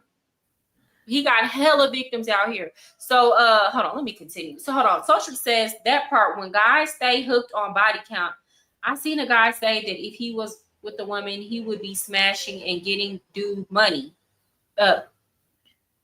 Oh, they're projecting. They're projecting. All pretty women have high count. Yes, but you know what? That is true, Sultry. A lot of men, if they were in our position and somebody would pay them, again, I'm not talking about all men. I'm talking about the men that think like this and who are just like, I believe that men like Diddy are jealous of beautiful women, because you got to think about it. A man like Diddy don't really get too many breaks in life. First of all, he ain't all that attractive. From what we heard, his thing is the size of a Tootsie Roll. Okay? No, oh my God. So like nobody, they see beautiful women and feel like beautiful women don't have no problems and don't go through anything. And then a lot of the times when we talk about the compromising sexual situations we've been in and the attention and people trying to like assault us and grape us, they don't understand. They can't emotionally connect with that because first of all, a lot of them are already freaky. Yeah. And they don't understand how for us that's traumatic. And they feel like if they possessed the charisma and the looks and the charms and everything that we had, they would be using it to just be smashing dudes and get money and be out here running game. And there are pretty women who do those sort of things, but it's like they really don't have compassion. I feel like Diddy was watching those things that those men did to Cassie, and a part of him wished he was Cassie, you know? Because we know for sure. Yeah, we know he can get it done in the pussy, right? But it's one thing for that, but you'll never have a vagina or be that beautiful. A beautiful woman. Yeah. A beautiful woman, you know? Yeah. And they don't understand how much of a target you become for predators when you are out here. You don't even have to be a beautiful woman, just a woman, right? Just a woman in her prey. But when you look like Cassie, I mean, that woman is top tier, you know? Yep. It puts a target on your back. It does. It really does. Yeah. And I personally think that a lot of men like Diddy, they use a woman like Cassie, because what he was doing was voyeurism. Like he was doing voyeurism. He was sitting there, was watching it. He's using her as a conduit to fulfill his own sexual fantasies. He was imagining himself in her position, because you're right. Like, even though, yes, he could have smecks in his butt, that's a whole different experience, and the preparation he has to do for that versus her just being a woman naturally having a vagina. She doesn't have to go through all that. And the men that he was picking, they naturally desired her. They were getting aroused by her, right? He can't do that. Yeah, they were like, oh my gosh, this is like, this beautiful woman wants to sleep with me. She wants to pay me to sleep with her. Like, they were probably losing their minds, you know? So for him, it's like, no one's going to do that for him. They're not going to get that excited for him. Over him. He has to come with some funds. He has to come with funds where Cassie shows up naturally as the value. Like, the sex workers were saying that. They said on the stand, what was up, Jules? He was like, I showed up and he was like, this is like one of the most beautiful people I've ever seen. And I get to sleep with her. And then she gives me $2,000. Yes. She gives me money to sleep with her. Yeah. Like, you know what I'm saying? Like, nobody would ever feel that way over P. Diddy. And a lot of men will see women like that, beautiful women, and just be completely jealous. Like, completely jealous, because that's not their experience. They have to work hard just to get a woman to even notice them. So naturally, there's an anger, and I don't understand. I mean, I understand it, but it's they don't want to see a woman like that win. Even now, I feel like a lot of people are pissed off because she's gone on and she's been able to get another man. Men feel like a woman like Cassie, who's as beautiful as she is and who went through the things she went through, or did the thing. Let's say did the things. Let's say if we even said all of this is her fault and she wanted it. People feel like a woman like that doesn't deserve a redemption arc or a second chance at life. Y'all would rather see her a busted down crackhead on the street, traumatized from everything she went through in life or did in life versus healed and actually finding real and genuine and true love. That's why a lot of these men have to make it seem like Alex is just with her for the money when he was with her before she had any. Let's be clear, Alex Fine don't need Cassie.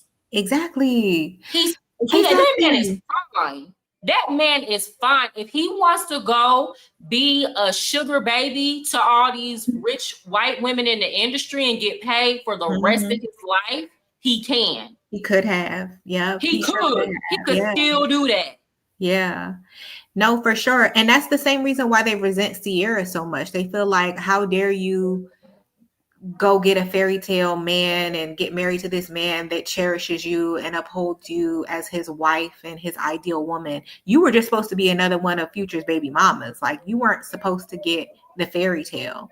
They don't believe that women like that are deserving of a redemption arc. They believe that you don't deserve to get the fairy tale. They don't believe that you deserve. And that's when I'm like, okay, a lot of these men that say that, I'm sorry, that's DL. Why do you care whether or not this man wants to wife this woman who may or may not have had a whole past? Like, why do you care? Why does that matter to you? Why? Because they hate women. They don't want to see you win. They don't want. Like, I never see a man who was like previously a hoe or a dog in his life, and he decides to change his ways, and he changed his ways, and he goes and gets with a woman, and I'm never upset that he's able to go like change his life. I'm like, good for you. Like, I would never be upset about that. You know, GMS says Mariah looked better than Cassie in my humble opinion. Thank you for the compliment. That is a matter of personal taste, but I'm not delusional. That woman she's beautiful. Like, I'm not model beautiful. Like, maybe if I lost weight, I don't know, but like, she has always and to this day been model gorgeous. I mean, her, Lauren London, Megan Good, like flawless skin, like very like beautiful, very gorgeous. Beautiful. Yes. Like, these are women who are on a next level. I wouldn't even call them a 10. Like, 10 is too low for these women. You feel me? But thank you for the compliment. Well, I certainly respect Mariah a lot more than Cassie now, and she close enough in look. So yeah, advantage Mariah. I mean, have I done the things Cassie has done? No, but I've never been in her position. And, you know, at one point I guess you could say, like, at one point I used to act and I almost went to college, got a scholarship for acting. So I used to do theater. I used to, like, at one point, those were my dreams. And like, I don't know what decisions I would have made had it had been put, if I actually went through with it. I just didn't believe in myself enough. Right. But like, I don't know. I was good at acting. Right. I don't know what. Thank you. I don't know what decisions I would have made, especially at that age, had it been put out all on the line. And then again, y'all know, if you watch me long enough, I've worked in the strip club. The difference between me and Cassie is that when I started working in the club, I was 24. So by the time I got into the club, I went through college. I had went through a toxic relationship, and I had grown up in the hood. So I had already went through a lot of things. So by the time I got in the club, I could go into it with a diamond mentality.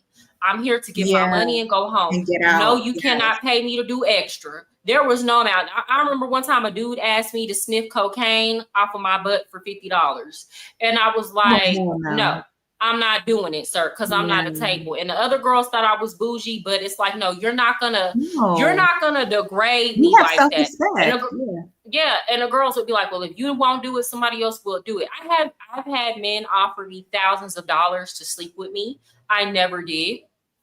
I remember at one point, I didn't know what I was going to do. I was facing an eviction, and a dude offered me $2,000 just to go on a date, and I didn't go. And because my whole thing was, I don't want to have to deal with you. I don't want to have to, I don't want to have to deal with you later on, making me feel obligated to trying to make me feel obligated to sleep with you. So I dealt with the situation another way. But again, I was 24 and had already had a lot of experiences, and I saw a lot of girls come in there younger than me and make mistakes, or they didn't know how to tell the men no. And they would let dudes do stuff like touch them on their whatever, not know. And it's like, when I was in that situation, because I came into the game a little bit older, I a lot of girls didn't like me because they thought I was stuck up and bougie, but I seen what was going on, and I would always try to talk to them or pull them to the side or be like, hey, you don't have to let this happen, or this and this, like, like, don't do that. That's not wise, or this is going to happen, girl. They're about to try to grape you, like, put them on game. Try to put them on game. But like, the girls might have taken it the wrong way, but I was genuinely trying to look out for them. But again, I can't compare me to Cassie, because what if some of the girls I worked with ran away from home and been in a club since they were 16 and 17 years old. And they started with a whole pimp. That's right. So it's like, I always knew even then, I can't really compare what me coming into this now as a 24-year-old woman. I can't look down on these girls who are much younger than me and came in here running from bad situations. Yeah. Then you have some girls in there that was genuinely just like, that was who they were, and they was free, and they was with all of this stuff.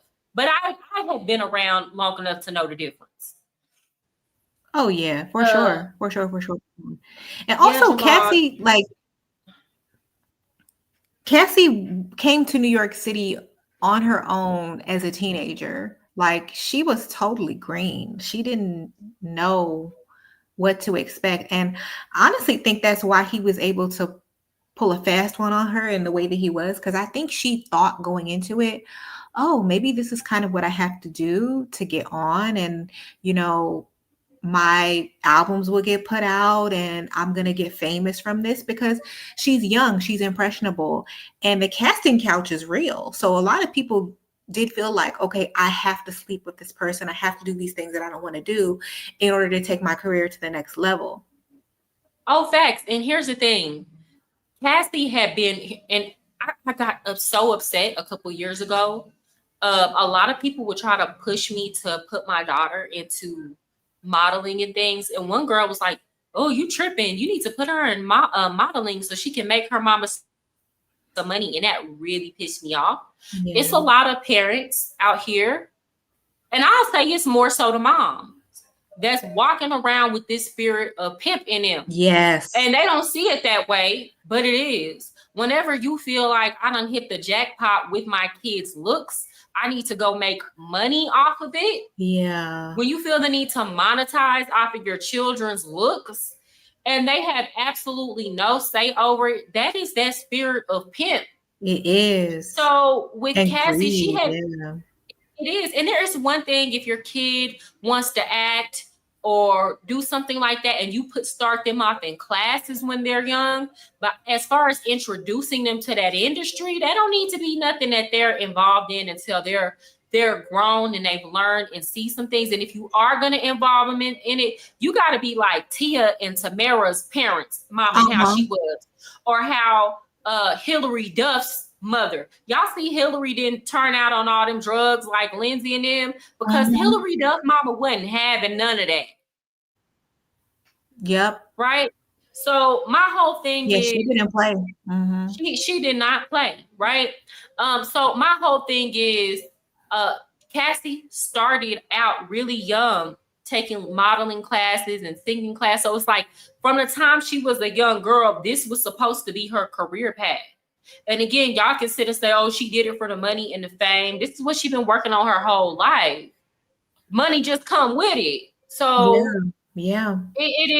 What are we talking about? Y'all say, oh, people say, oh, she wouldn't have stayed if it wasn't for the money. Let's be very clear. Women is getting Diddy treatment by broke dudes every single day. Women are getting pimped by their broke boyfriends every single day. They're getting pimped, BV, mind control, drugged out, all everything. of that. Girl, I just found out from TikTok that boyfriend pimp is a whole thing where these girls will have, it's a whole thing where they will have a boyfriend and the boyfriend will be like, they'll have a date planned, and the boyfriend will be like, okay, when should I come back to the apartment? Oh, you done? And the boyfriend is passing the dude, the trick that came by, and checking with the girl, oh, okay, you got the money. And they're basically living off of the money that the woman is making, like prostituting herself. Like, I was shocked. Like, I was like, what do you mean you have a boyfriend pimp? Like, excuse me? Girl, yes, that is the thing. And he don't have no job. He living off of her. He's telling her, telling her he love her. She doing it. And here's the thing with a lot of these girls. If that dude, the men see it as this. And I heard Blueface say this about Krishan one time. And I was like, girl, that's definitely your boyfriend pimp. You don't see it. Oof. But Blueface said something to the effect of, because she was like, well, why are you with me? And he said something to the effect of, well, somebody gone, you know what I'm saying? He was like, well, somebody was gonna do it. I forgot exactly what it was. But basically, he told her straight up to her face, you're dumb. And if I'm not the one benefiting from it, somebody else gonna benefit from it.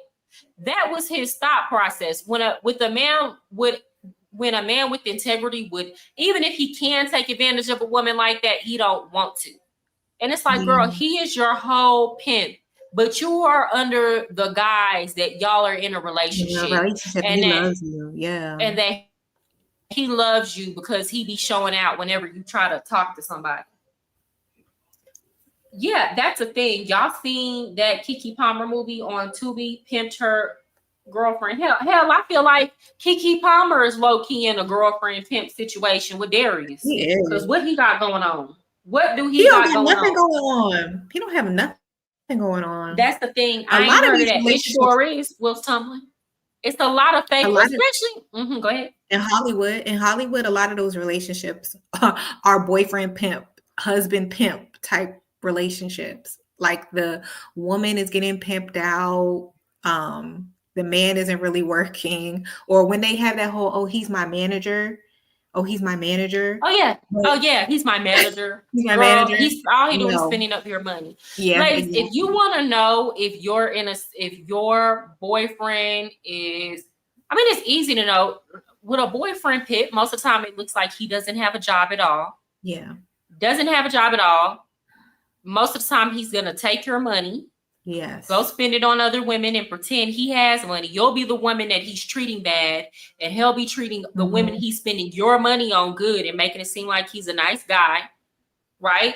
If you stop giving him money, he will get rid of you and go repeat the same cycle with the girls that he was spending your money on. But now, it's like a cycle. It's a Ponzi scheme. It's a Ponzi scheme. It's definitely a thing where they have these fraudulent relationships. Yes. And here's the thing. They know all they have to do is tell you that they love you. Right. Mm-hmm. That's it. All they have to do, they try to find a woman who was desperate and thirsty for love, usually women who come from bad backgrounds and traumatic family situations, who don't have any type of help or support in life.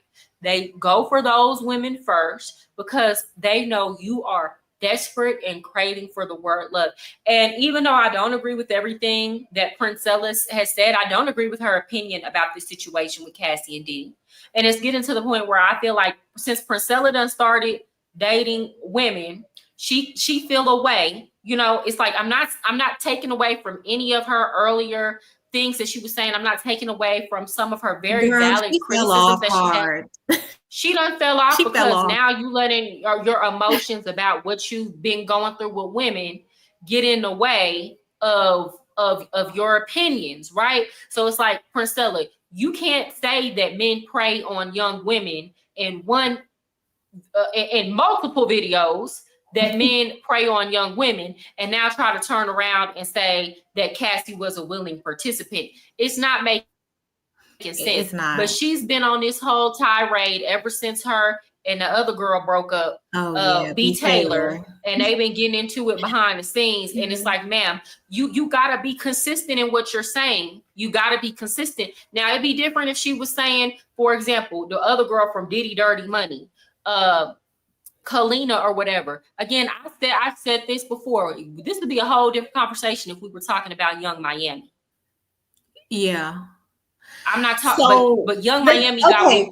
Go ahead. But the thing is, like, Young Miami, Andrea, Joy Chavez, they all have the same mentality. And let me tell you something. Young Miami is also an Aquarius like Drea. And I think that, like, the Aquarius mindset sometimes can be like a level of detachment where I don't care. Like, Armand, who I really don't really care for normally, he broke it down. He was like, Young Miami's with it because she comes from nothing, and all she's ever wanted was fame and money, and she's going to do anything it takes to get that. And she's not in it for love. She's not in it to be the girlfriend, the main chick, the wife. She's all about the bottom line being money and status and lifestyle. So if she had to participate in those FOs, if she had to do the baby oil and the golden showers and all that, and he told her that's what it takes for you to live this lifestyle, she was going to be down with it. And I think that that's what distinguishes her from like a Cassie or a Kim Porter or whoever else was in his life. I think the Young Miami, the Dreas, the Joy Chavez, they're doing it for the lifestyle. Like, those are actual people that are escorting. You know what I mean? Yeah, and here's the thing. Before they met Diddy, you had Drea was in a strip club for years. Yeah. For years. She didn't. I don't think she stopped until she was like 28. Yeah. Right. Young Miami was in a strip club for years. And there might have been times in their earlier years where they got taken advantage of in some sort of way, or they might even went through traumatic childhood. Like, and so I'm not negating from those situations, but I'm saying by the time these women got to Diddy, because Drea ain't started getting around Diddy till she was like in her 30s. By the time they got to Diddy, I know they didn't go into it looking to be in a relationship with Diddy. No. They had already heard all these things about Diddy. People been in the industry knew how he was treating Cassie and Kim Porter and all of them. They knew this is where I can come to get the money. And again, these are grown, experienced. And when by the time Carisha got to Diddy, wasn't nobody teaching her how to get no head. No. She been doing that. What it was. She said she was a city girl. She said it what it's about. She said that she's selling it. She said it. You know, like the same with Gorgeous Doll. Gorgeous Doll, people talk about Gorgeous Doll's whole lore about Future. Oh, Gorgeous Doll selling it. Yes, she's selling it. She went and got her body done to do that. Like, this is a whole lot. There are women who genuinely go into that with the mindset of, I'm just going to come in here and get a lifestyle, and that's it. Yeah, no, fact. Again, so there's a difference, and I feel like, I don't know if we can see the difference because we're women, and Armand, he's a man, but he doesn't date women, so he can come at this from a different. He doesn't like us, you know. In turn, like, he likes us. He's not sexually attracted to us, so he can see this from a different perspective. But like, we know the difference between city girls and girls who are coming into a situation green and bright-eyed. And a lot of times with age comes wisdom, experiences, and things like that. So again, there was absolutely no reason for Drea took her behind over to Diddy. Really, we're at a point where Young Miami didn't even really need Diddy, but she decided to go on over there. The opportunity came because by then Diddy's influence in the industry has started waning. She could have stayed. That wasn't her first producer. She was with Southside as a grown woman. So she know how, like, she really could have stayed over there. You know what I'm saying? She really could have just stayed over there. So again, but that's not the conversation that we're having over here. You know, so I'm so confused why people can't see the nuance. Okay, hold on. Let me turn this interview on because I want to get to the Danny Kane part. Okay. Diddy's gonna make a deal. He's gonna get in the middle of this trial. Watch and see what I'm telling you. He's gonna get in the middle of this trial because he can't take it. Mm-hmm. He can't take sitting right there and hearing all his dirty deeds with Cassie. Somebody eventually that he paid what? $30 million to. Mm-hmm. He's hearing all his deeds in front of him, and he ain't high. That's right. Ooh. Sober. But we don't know, because they be getting that stuff in jail. Maybe no he more is, maybe he cop for him. But it's not the same level, though. Ciroc? Which one is it? True. Both. It's no, that's missing. So now he's hearing all this shit go down. Mm-hmm. He gonna break, bro. I'm telling you. I agree. He gonna end up asking this defense team, see, can y'all still get me that deal? See, I don't know about that. See, can y'all still get me that deal? Some kind of deal. Damn. So that's what you think gonna happen? Yeah. If he's smart. And to go back to something you said earlier, same thing with me, man. I'm a little confused when Cassie say that Diddy taught her how to give oral, because I don't see how that works unless he put in his mouth on something. I don't know. What? Yeah, I don't need, and I don't want to know. You understand? You know, I love my women seasons. Already know. Been through it, done that. So I ain't into teaching. And that's what I'm saying. Confident men, they don't care about none of that. They don't care. You get what I'm trying to say? And they do like experienced women. Yeah, confident men like that, they do not care. Yeah. Okay. They be want to know what it do for me. You're right. But like, that's a good point that he made. Like, why would you want someone that is so inexperienced to the point where you have to instruct them step by step how to perform fellatio? Like, Insecure. she had never done it before. You know, insecure. They wanna know that they molded you. But here's the thing. This is what they don't understand. This is why Diddy over there mad. When you get a woman that you know is mentally weaker than you or is younger than you, and you try to mold her and control her, and you try to like sexually make her to be who you want to be, guess what? You know, because you're a bad person, eventually she's gonna leave you because you're a terrible person. So who's gonna, especially like as you get older, you grow, who's gonna stay with you? They think they can control these women so much to where, if you know, like they're gonna stay forever. But like, this is a new day. So I don't care if she stays with you for 10 years or 15 or 20. The fact of the matter is, eventually she's gonna realize that in most cases that she has the options to go. And now you got to think about her doing everything you taught her on another man. literally. She over there tearing Alex fine. I know. And and she's genuinely attracted to him. So it's genuinely. Genuinely. Yeah, it's not fake. Alex was gonna leave over this travel crazy. Yeah. Also, I'm sorry. I can't wrap my mind around how Diddy hired him to be his personal trainer. Diddy has never had a nice body. Like, Alex Fine's body actually looks good. Like, what type of training was he really doing? Because it was the arrogance. I'm gonna tell you why he hired Alex Fine. Diddy couldn't have fathomed that Cassie was gonna go for a white man. Yes.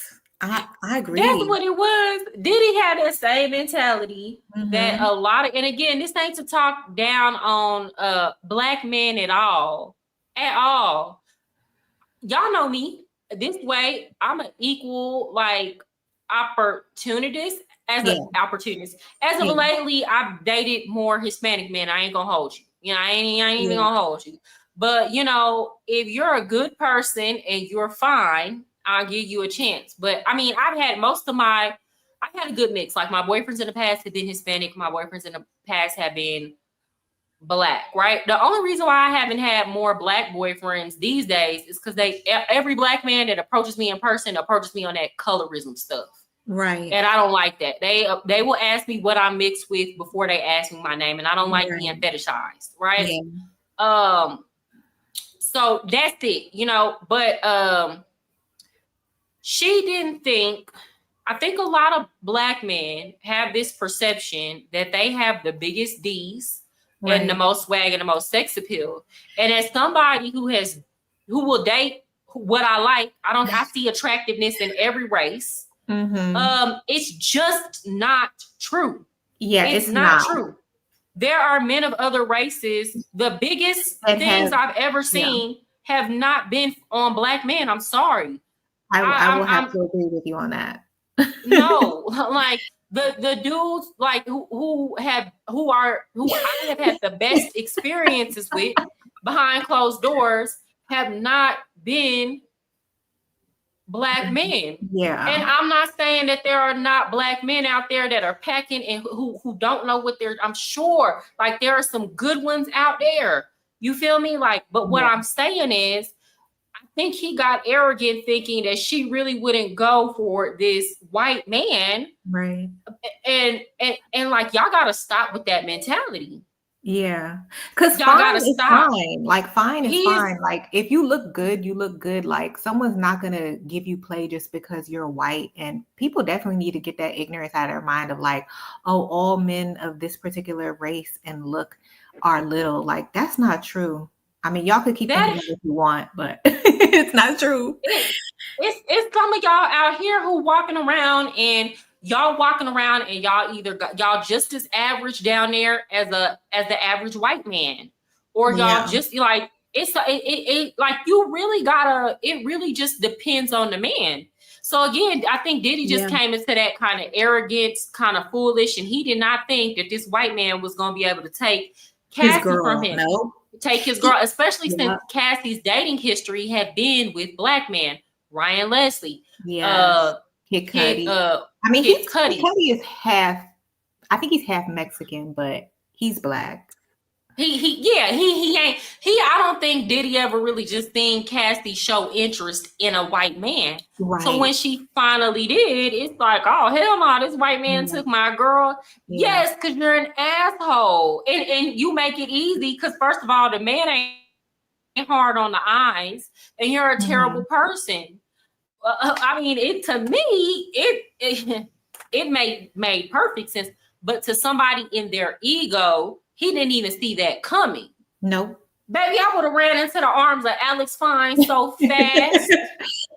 Listen, there was probably like immediate attraction too when they saw each other. And I think that was a great point you made. Like, I really think that he thought, nah, I'm gonna hire this white boy trainer because he's not gonna be a threat. And him and Cassie obviously had some type of chemistry. There was some type of chemistry and attraction there. So yeah, girl. Here's the thing about it, Alex Fine. Here's the thing about it, Alex Fine, and this is probably what pissed Diddy off too. Looks wise, it makes sense together. So let's say Cassie was never in the music industry. She would be dating Alex Fines. Like if we talk about in terms of men that like she would be probably naturally attracted to, whether they were Black, white, or Mexican. Their looks would be on par with an Alex Fine because she is that pretty, right? You know what I'm saying? Like she would be dating Black men they look good together. That look way better than Diddy or Alex Fine or his Hispanic men. It's a good look. You know, that type of man don't have to pay. That type of man don't have to pay to have access to that kind of beauty. No. He could just be a good person and be himself. Women are and men like Diddy hate that. They hate it because he knows he has to pay. He has to have money to get the attention. On a scale of 1 to 10, how much do women typically care about size? I really don't know. I honestly and truly, I can't speak for all women. I say I've met women who really, I can't put it on a scale because every woman is different. I've met women who are so stuck on that that they will stay in relationships with men who were trash just because the D is big. And from what she says, honestly and truly, I think they be hyping it up, girl. Because have you tried anything else? Too. I think they be hyping it. I think they do too, because over a certain size, it becomes uncomfortable. So yeah, like and there's so many much. other factors besides size, like your stamina, your ability to be ready. Like it takes a lot of effort for you to get fully erect, and you can't even maintain that all the way through. That what good is your size then if you can barely even you know what I mean, maintain it? If you like don't, yes. Or if you don't care about the woman and what she likes. If you just pounding and like a woman don't want that. Oh, no. If you trying to relive your corn fantasies, women don't want that. So I'm saying it depends on what. I will say most women though, typically in general, like somebody said, is suing Diddy and said his thing was Tootsie Roll size. So to me, that means it was small and skinny. No. Women don't like that. No, I don't think too many women are not gonna want to be small. If you're gonna be short, it gotta be thick. It gotta have some girth. And even it can't be more important. It can't be like a chode. It can't be like a like it can't, like, you gotta like, okay, a 5 or a 6 that has decent girth, really good stamina, you can maintain your erection, like that is always gonna trump a guy who's like a 10 but can't maintain it, takes a long time, or is like a 20-second man, or like, you know, like whatever, or like just super whack, doesn't, or it's skinny, or it's skinny. Like I'm gonna choose, feels like you're stabbing me. Like I'm gonna choose 6 with some girth. I'm gonna choose a 5 or a 6 with some girth over a 9 or a 10 that's skinny. Gross. Yeah, for sure. But then it's like you also can't be like 1, 2, 3 and like, okay, you can't have a micro. If it's a Tootsie Roll, what I'm gonna do with that? And let me tell you something, the way he was holding that towel, I don't know, the way that he was holding the towel, I knew it was small. I don't know why, I just knew that when he was running down the hallway with that towel, girl, then I'm like, ooh, the way he's holding that towel is like, it's small. Giving that, right? Okay, let's continue. I want to get to the Danny Kane part. I wouldn't deal with a woman like.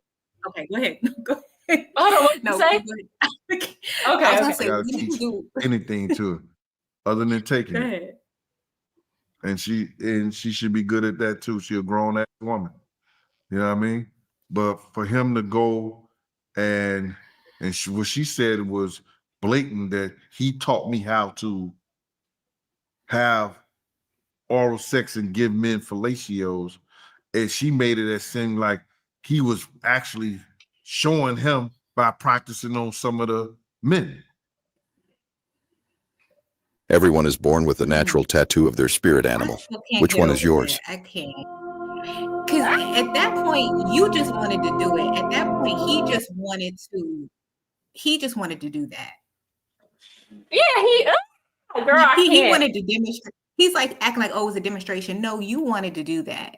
You wanted to put your mouth on that man's, you know.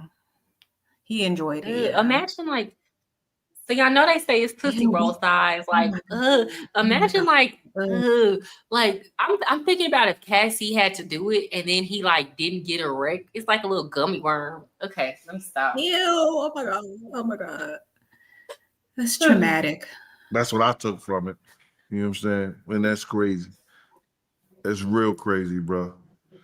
But it's crazy that, you know, how people don't see how she was groomed into doing this. That she was groomed into doing this.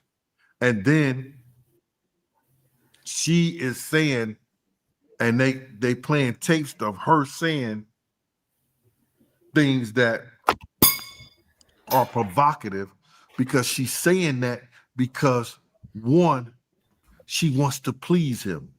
She know he likes to hear this stuff. She know he wants to hear this stuff. So I'm gonna say this stuff to please him. So one, I don't get my ass whooped. Two, I might get a new car, a new gift, or something like that. Well, that goes back to men saying that women should be feminine, friendly, and agreeable. It's just like, okay, you're with this dude. And again, a lot of these messages were from like more of the beginning of their relationship.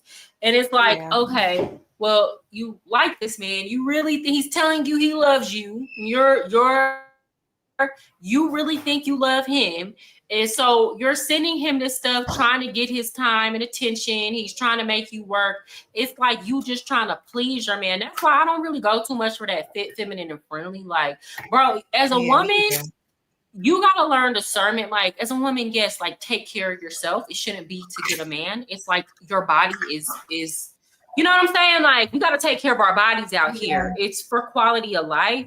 As far as feminine, as a woman, if you are taking care of yourself and your mental, you're naturally feminine.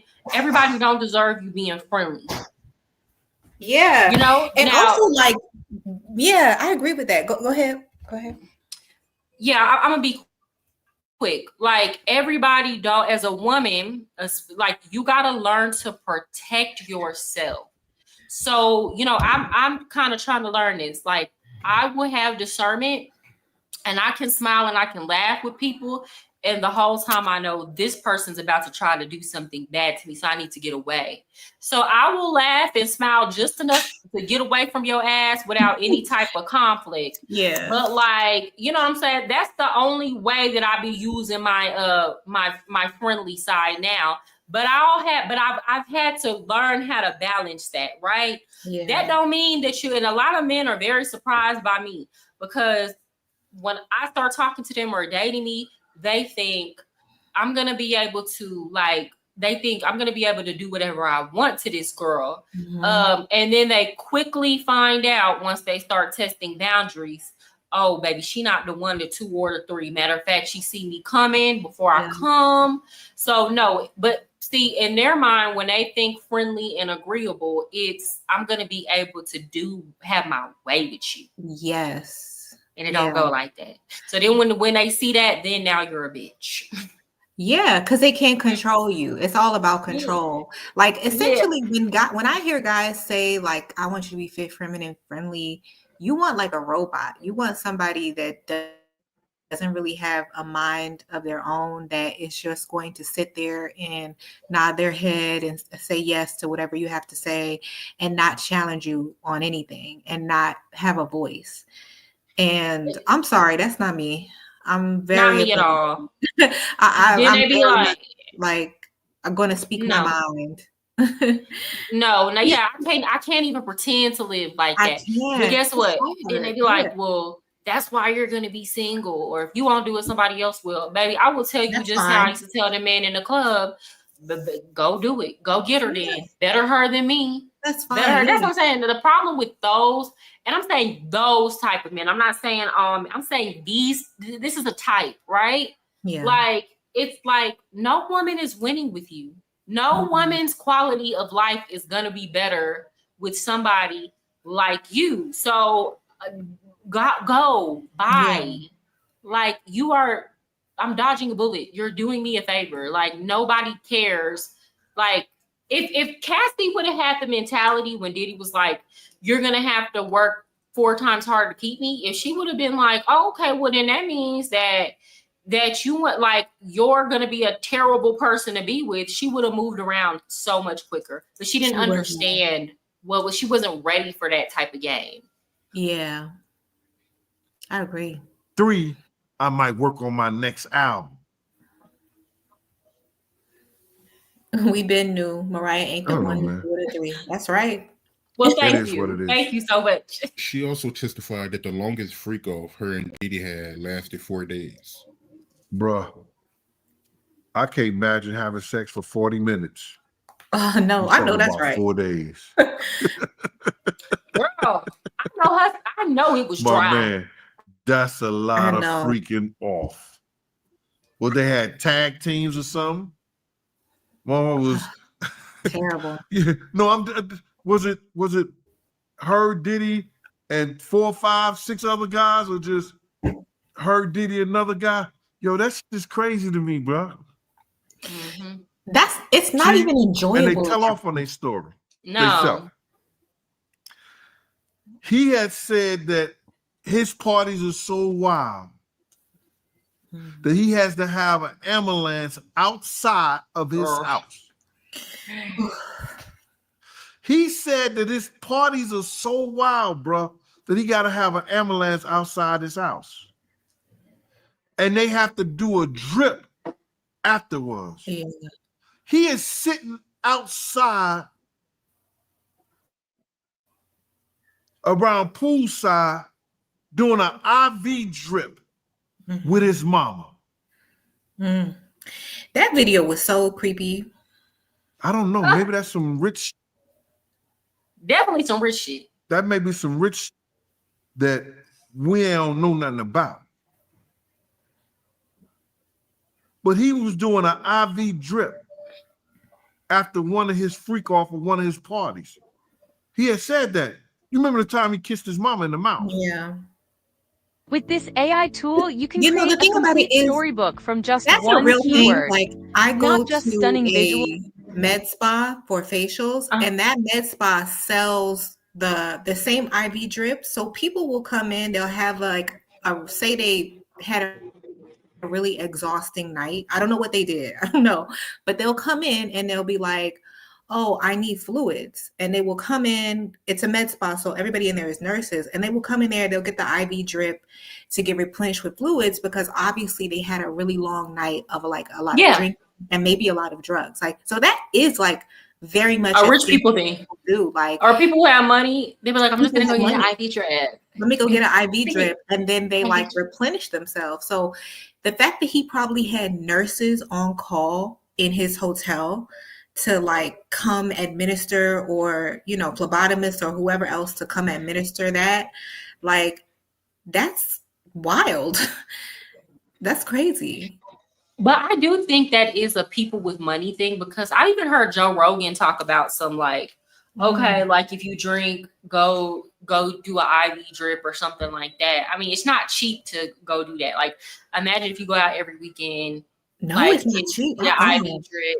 No, the average person cannot afford to recover that way. We just gonna take some electrolytes, exactly, and some what that AC powder, whatever that powder is, leave and stuff. But they got access to other things. But imagine having to take an IV drip every week, do that kind of stuff every week. No, that's what I'm saying. Stuck in me every week. Having a medical staff available to stick you and fill you back up with fluids that your body just lost because you spent 4 days binging drugs. That is wild. Yeah. That's wild. That's why. No, okay. So Jamal, no, I see what you're saying. Okay, first of all, because Jamal said if he was rich, he would have medical staff outside of his parties. Actually, that's very smart.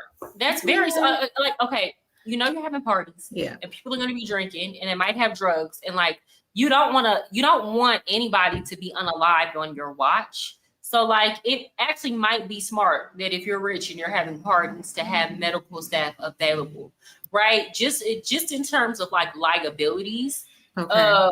But again, that is some rich people stuff. That ain't nothing again, I don't think that's not specific to Diddy.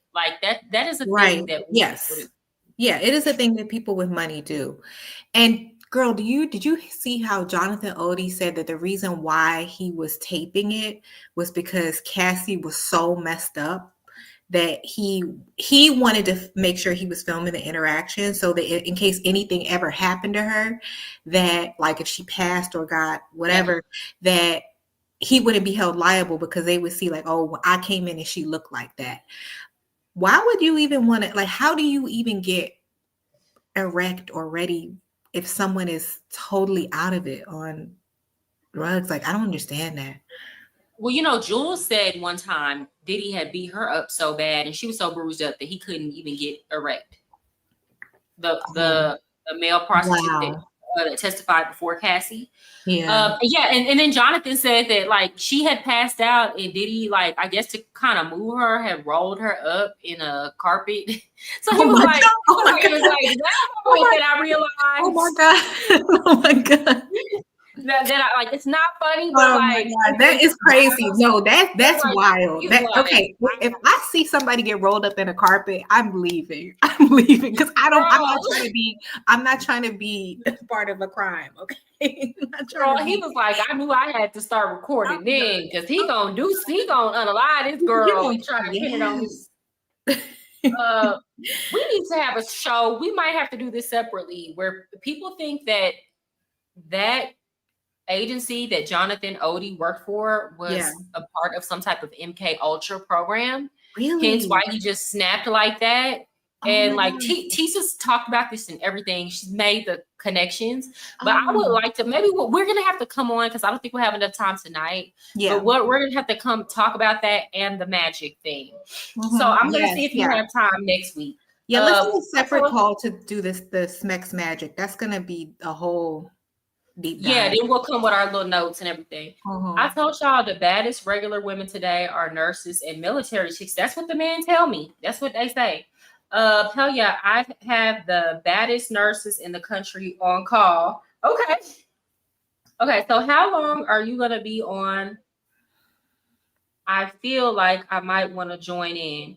I mean, after this video, after we get done with this video, you can come on. I don't know if Sheba has to go somewhere, but I'll stay on. I don't know if she has to work in the morning. I have to work in the morning too. I have to work in the morning, so I'm probably gonna try to be off by 11. But anybody else can come on. Yeah, I'm gonna trust me. I'm gonna let y'all come up. Matter of fact, let's go ahead and finish this video so that we're not on here like super duper long. Yeah. Let's finish this video. They was getting the drip. And she said that after she did the freak offs, they would have to do IV drips. Man, here we go again. Cocaine is a hell of a drug. And they got other drugs, the mushrooms and all these other things, man. Yo, this is going to be, dude, if he gets off, which I doubt he will, but it don't make me a bit of motherfucking difference because he's through. He can't come back from none of the shit we heard. And if you think so, then you ain't worrying about no music. They ain't made music in the last 10, 15, 20 years. He couldn't even make his own son a star. So we know he ain't doing music no more. He couldn't even make his own son a star. That's crazy. It's facts though. So my whole thing about it is that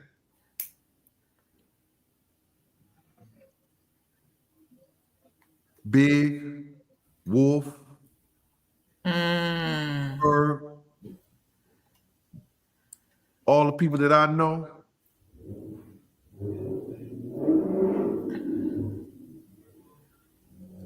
they got they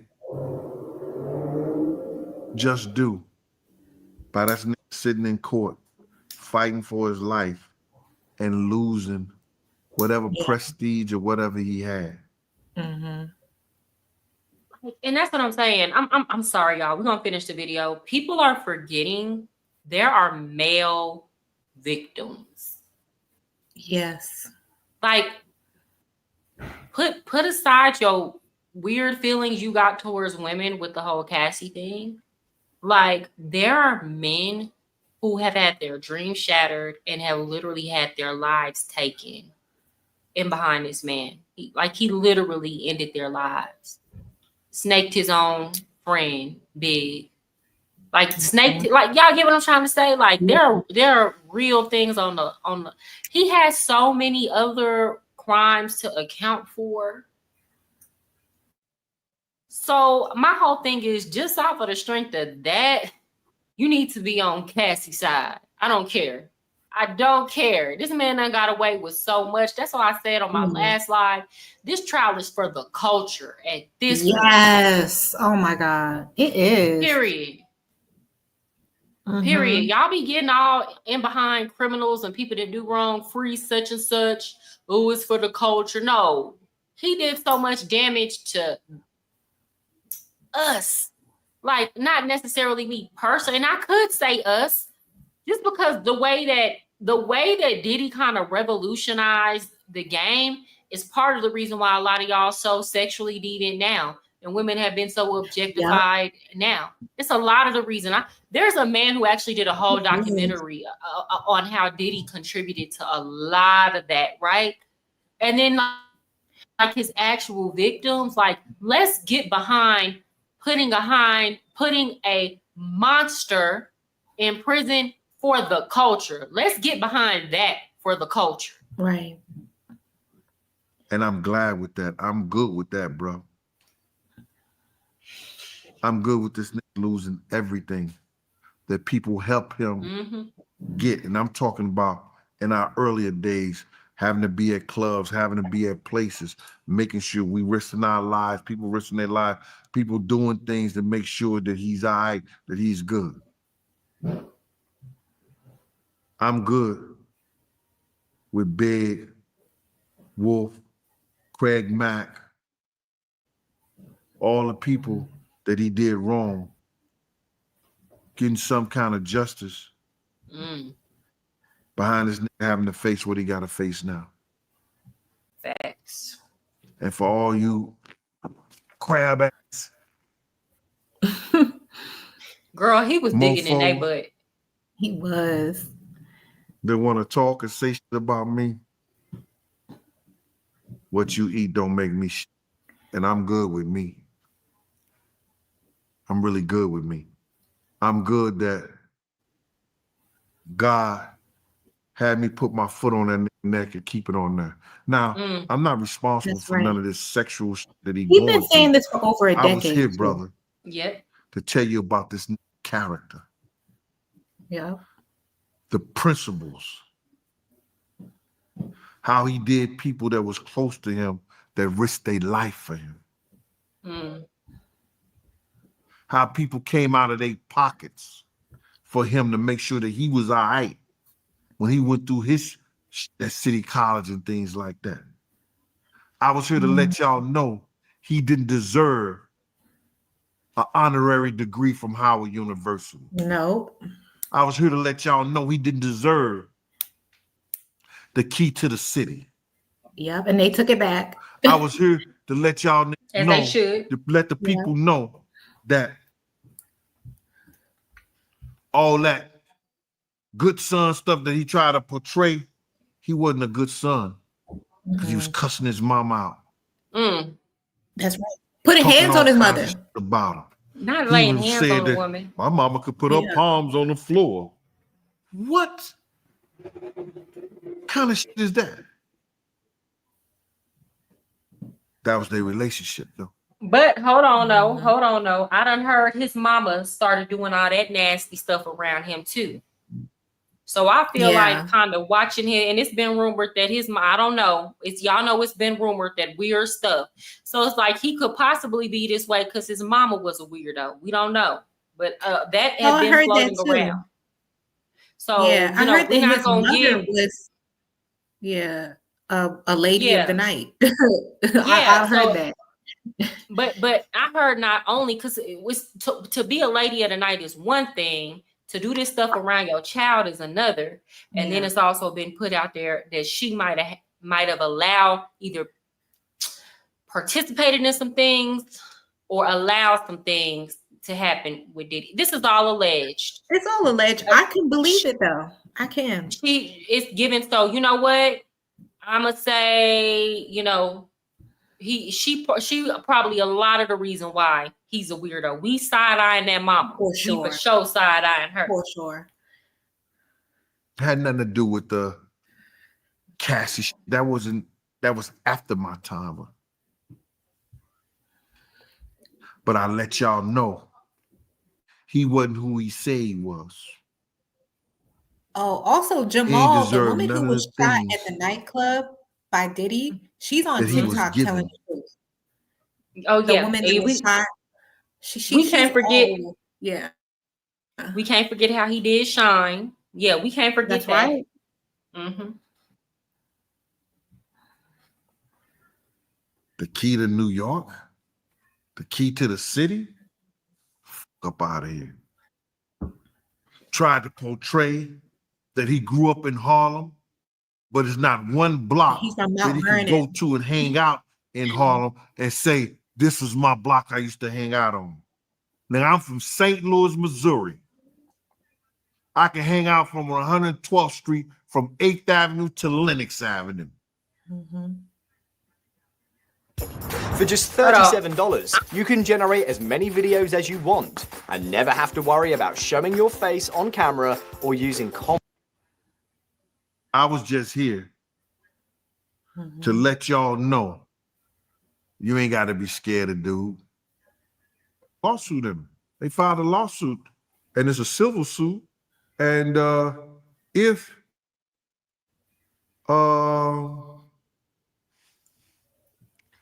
it goes to trial and they don't settle out, he's going to have to take the stand and say what happened to him. Not in this case, but then the federal government, you don't know. The feds might bring him in too. I know Aubrey O'Day, she taking a stand. But that's from Danny DeCane, right? I'm not sure if she is or she isn't. I've heard two different things. He said some shit about Danny DeCane, bro. I hope she does. They lawyers was trying to get in touch with me. You know what I'm saying? They lawyers were trying to get in touch with me because we was in the studio. And I don't know what Danny DeCane had did to them. I don't know what had happened, what transpired. You know what I'm saying? I may have said the wrong name before, but it was Danny DeCane. I know it for a fact because he said, them hoes gonna keep with me and I'm gonna drug them all and pimp them out to my nigga. And I told him, I said, what the f is you talking about? Them somebody's daughters. And I walked out. I believe it. Because something was happening. I believe it because the way he used to treat Aubrey, he used to treat Aubrey for speaking up. Like he used to act like he was like he took a pimp stance with Aubrey many times on that show. Like baby, he will raise up on her, like literally puff his chest. Like he literally would like act like he was about to hit her for speaking up and talking back to him. And she a white woman, baby. She was not used to that. No, she was not. All the other girls would be like, you know, girls, she would look like she knew all the that other was weird. Girls. She knew the stuff that he was doing was weird. Like, why are you raising? You know how they are. Like, oh my God, why are you getting so violent? Why are you raising your voice? And like, we make fun of them for that, but they're right. You know, this is one thing that I will say that I hated about the way that I was raised up in the Black culture. And even to this day, the way I've heard people, a lot of men get upset with Halle for going to the police. It's like people will hear Black women say, you know, come out and tell their stories about you know, being mistreated or abused, and then be like, well, why didn't you go to police? And it's like, y'all pretend that we were not raised up in a culture where we were taught not to call the police on a man. First of all, not to call the police at all, but like we were taught that we're some type of enemy towards a man if he lays hands on us and we call the police. We're taught that we're wrong. And then like women will go for years not calling the police and trying to protect a man. And it's like, it works against her. Like it's to her detriment. Because then when she finally calls the police and then she says it's been going on for years, y'all say she was lying. Yeah. Or why didn't you leave? Why didn't you leave? Why didn't you do it? Why didn't you say something? Why didn't you say something? Like you damned if you do, you damned if you don't. Like that's it's a vicious cycle. And we're raised not to tell. We are raised versus like that's not something that's not like white women don't understand that. Their fathers and their mothers and they tell them call the police. Like the first thing, like girl, call the police. So when we do it, then it's a problem, or y'all feel like, oh, she's wrong, or don't fool with her. She calls the police. Yes, if you're going to lay hands on me, then don't fool with me because I'm calling the police. I'm putting the white man in your life every single time. It's either that or you're not coming out of here alive. So you decide what you want to do, you know, but either way, there will be consequences. You're not going to lay hands on me and then expect me to go in the public eye and pretend like none of it ever happened. No, I'm not doing that. And that's what I'm saying. Y'all, we need to stop doing that because y'all can clearly see from cases like this, people will use it against you. Tell the first time, be loud about it and go to the police, period. Then people wouldn't feel like they could come into our community and easily abuse us and get away with it. Exactly. Okay. Listening to Diddy old ad-libs on Biggie songs exposed a lot for me. What was he saying? I'm gonna have you up here in a second. He used to be in the background being hella suspect. That was that narcissism too. Him always having to be in videos. That was being seen. Being seen. Baby. You can't fall back. You want to be the center of attention. That was narcissism. Maybe that's why Suge Knight kept his foot on his neck about that. Suge Knight knew he was a weirdo. Suge Knight still got his foot on his neck from jail on his podcast. His podcast. And he ain't itch either. Suge's podcast is so entertaining because he be he got a jail podcast? Huh? Now he doing a podcast from jail. He's doing a podcast from jail, yes. Girl, that's why these men don't mind going to jail. You got to think about it. They got social media. Yeah. They get 3 hots a cot. They don't really, you know, unless you in some type of prison where they got to go to work, and they get all the free bussy. And then or if they don't like bussy, the female guards will sleep with. Yeah, literally, girl. Nature Boy. I don't know if you ever followed Nature Boy. Nature Boy was telling some guy that he's liking it in jail. It's like he's good. Girl, Nature Boy getting both. You know, he got men and women. That's right. He getting both, baby. So what? I mean, there's no societal expectations of you in there. There's not. These no niggas bills, love jail. No the ones that stay.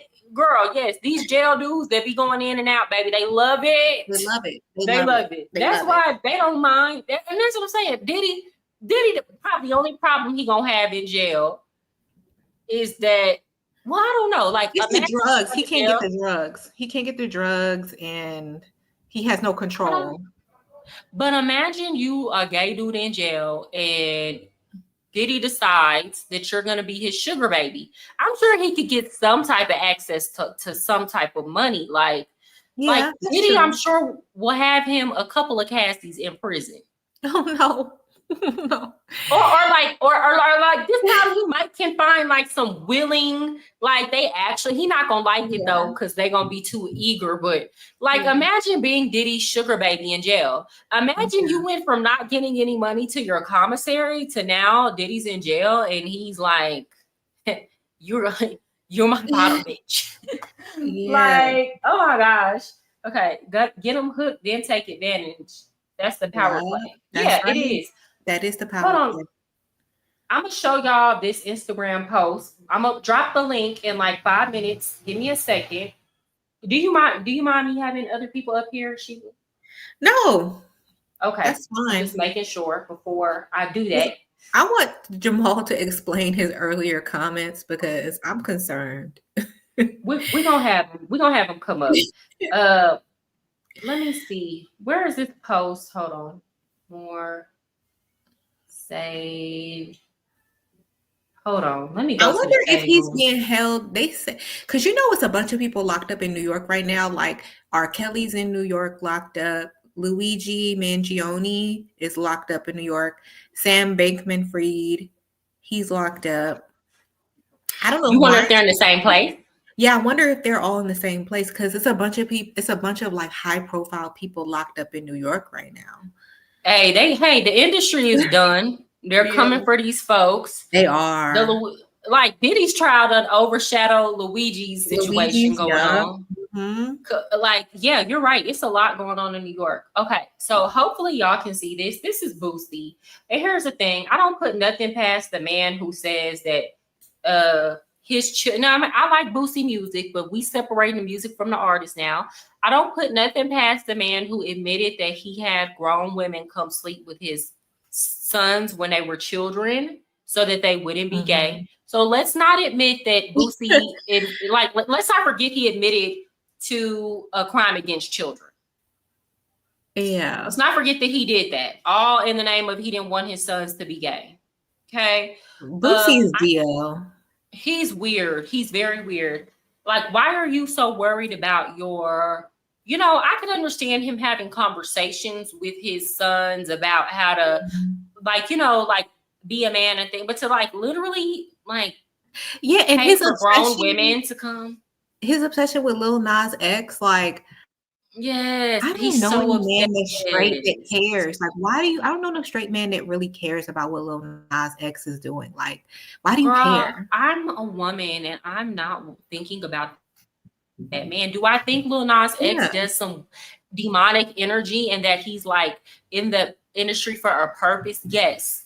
I'm not hyper focused on this man, right? Yeah. So it's he hyper focuses in on certain things, and it's why is this on your mind all the time? That's what makes me raise the ear. Why is this on your mind all the time?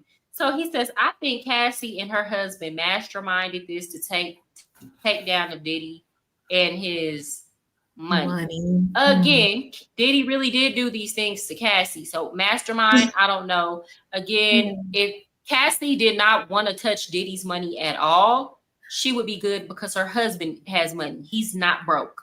Okay, so if she wanted to just not work at all and Alex work, she would be good. But again, that goes back to me saying she was in a 10 contract deal. He made all these promises for her. She did all these studio sessions. She even did a song with Nicki Minaj that never got put out. They talked about that in court. Yeah. So she did a lot of labor, and she deserves compensation for her suffering and pain. Okay. Period. To me, that 20 million she got wasn't enough. Anyway, I think her husband had been trying to get her to do this for years to Diddy, but she didn't want to do it because she knew what will come out. They haven't even been together that long. They haven't been together that long. Yeah, and guess what? It is possible that Alex was you need to speak up and take him down. It don't necessarily mean he just got with her for the money or to whatever. Again, dudes think about what they would do. Yeah.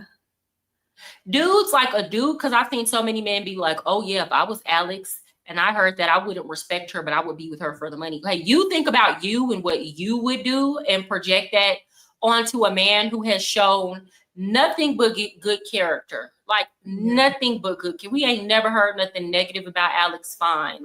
Nothing but good character. Nothing.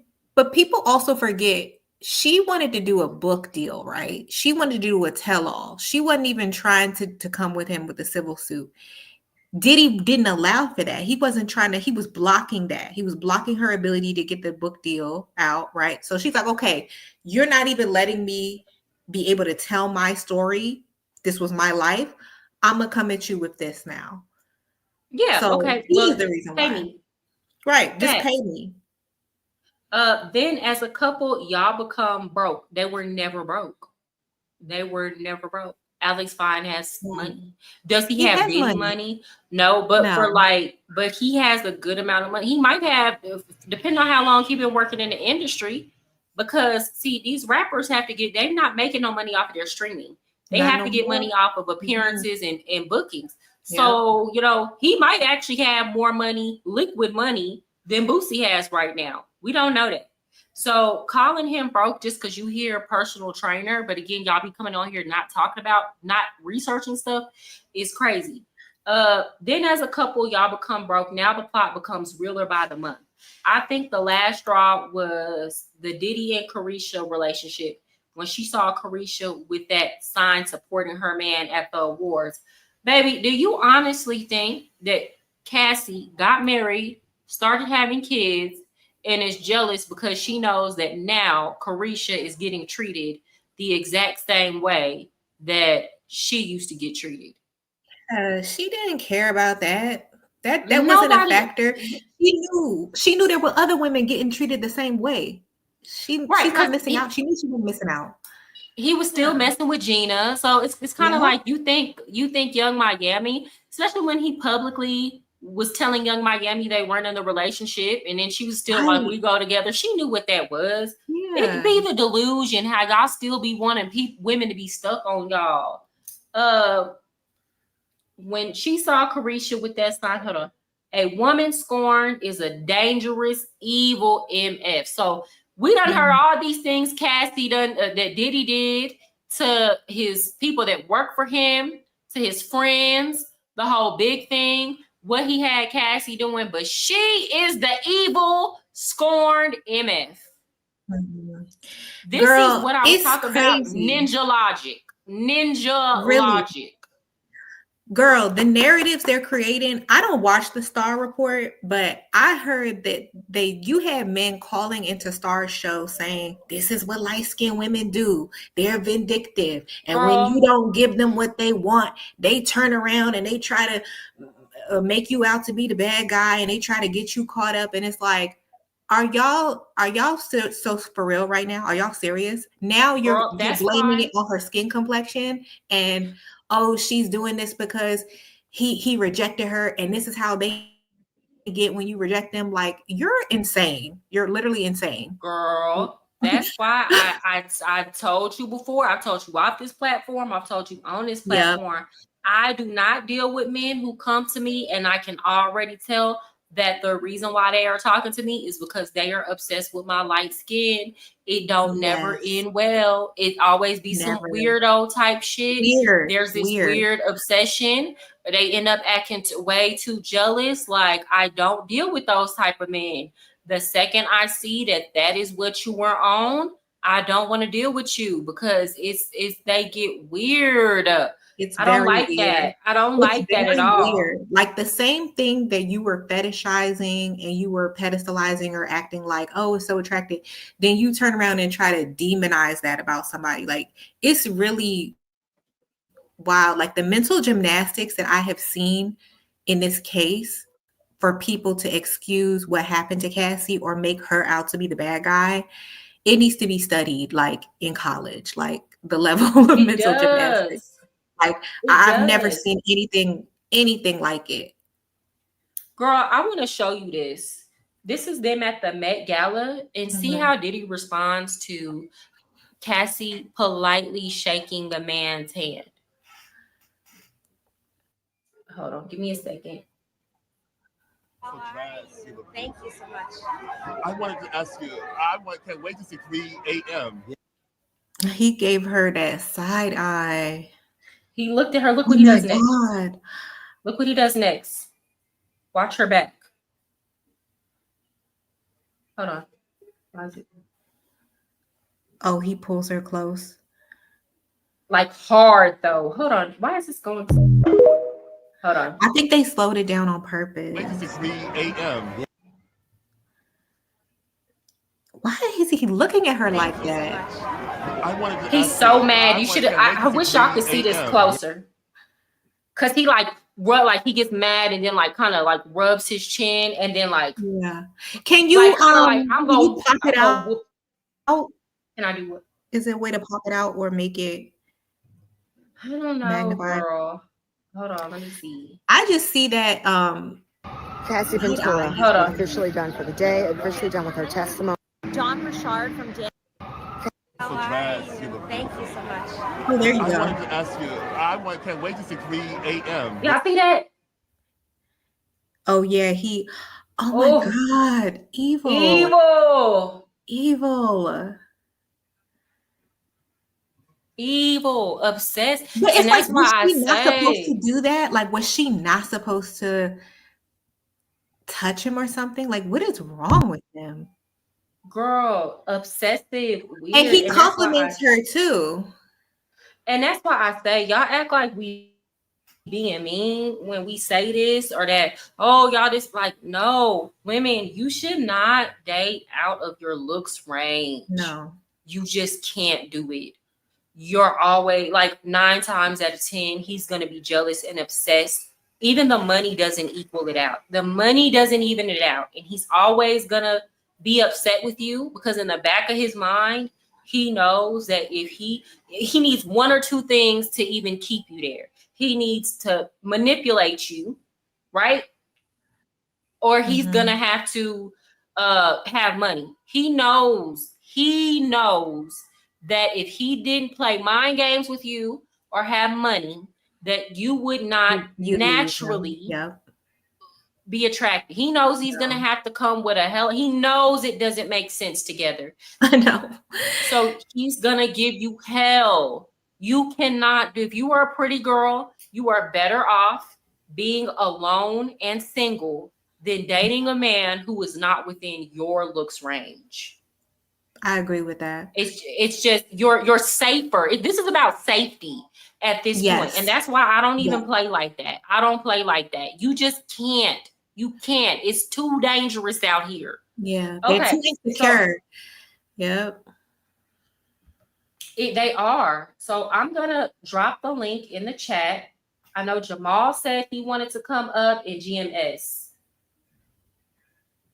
Guys, if y'all are just now coming in and you haven't hit the like button, please hit the like button. That helps people know that I'm on live. Y'all know I'm trying to grow my channel. Yes, girl. And you're doing such a good job. Oh my God.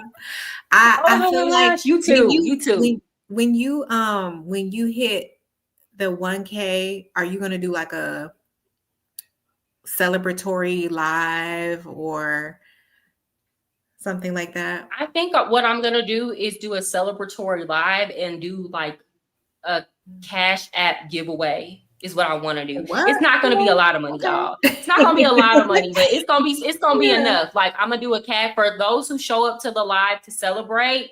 What I'm gonna do is I'm gonna think of a number between like 1 and 100, and whoever drops it in the chat and they're like the closest to it or they get the number, I'm gonna send them something on their Cash App. So yeah, we're gonna celebrate.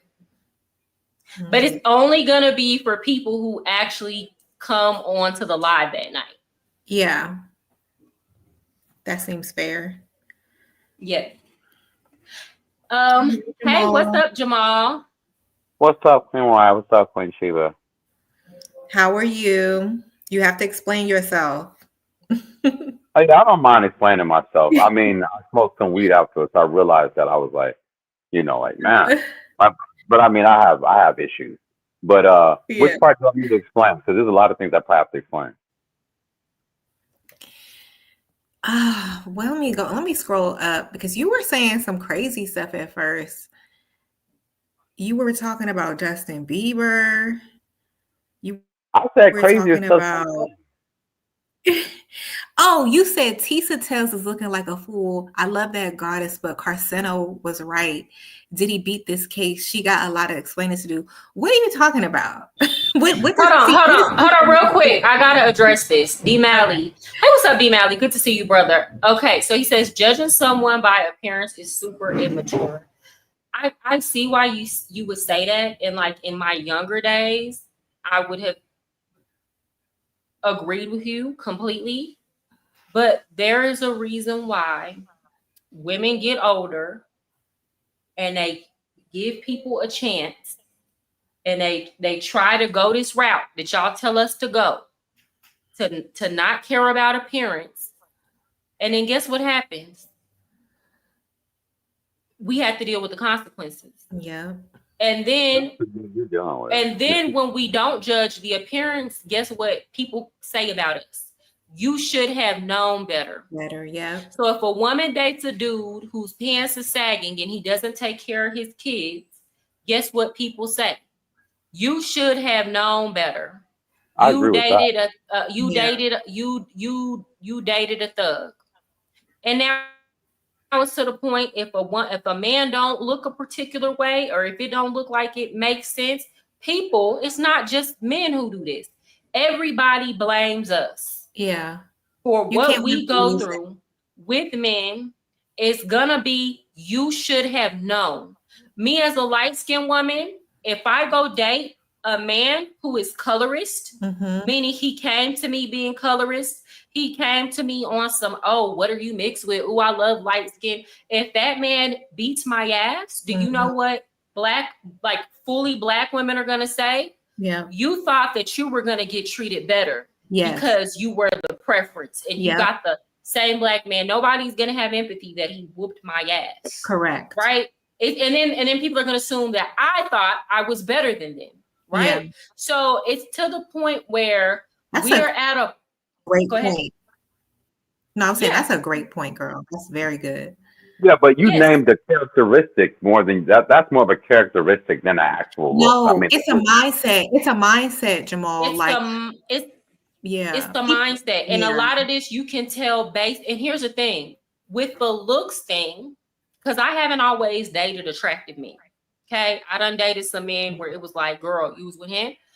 I know from experience, and I've said this before, even if it hasn't worked out, men who can go out with me comfortably and they know that people are not going to be looking like, why is she with him?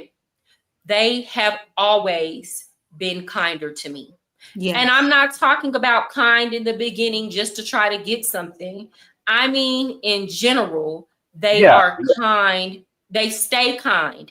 Even if it doesn't work out, they don't lay their hands on me. They don't call me out my name. They don't neg me. They don't get super jealous. And they are generally kind to other women. So you can say that that is immature, but I've learned from experience. And ultimately, I have to protect myself. Right. I mean, I'm not no supermodel. And I could do that in my sleep with anybody. Yeah. That's what I'm saying. Like, I'm like wondering, like, what kind of world do you, I mean, obviously, based on what you hear from me, you have to be wondering the same thing. But still, like, you know, I'm like, dang, man, what kind of world y'all living in, man? What kind of men you run? I mean, I understand how people can be, and I've seen that before.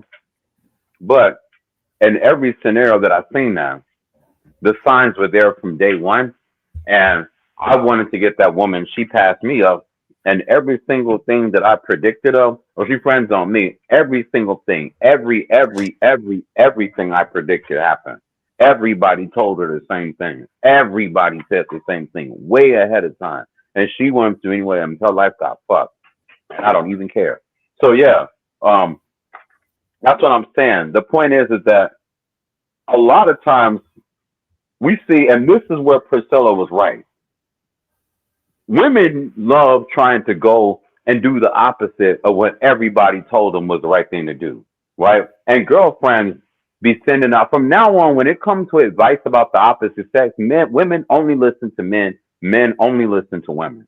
Because both are the same. Don't listen to what the same sex has to say, because they're going to send you off and make you look stupid and you look like them. So both sides.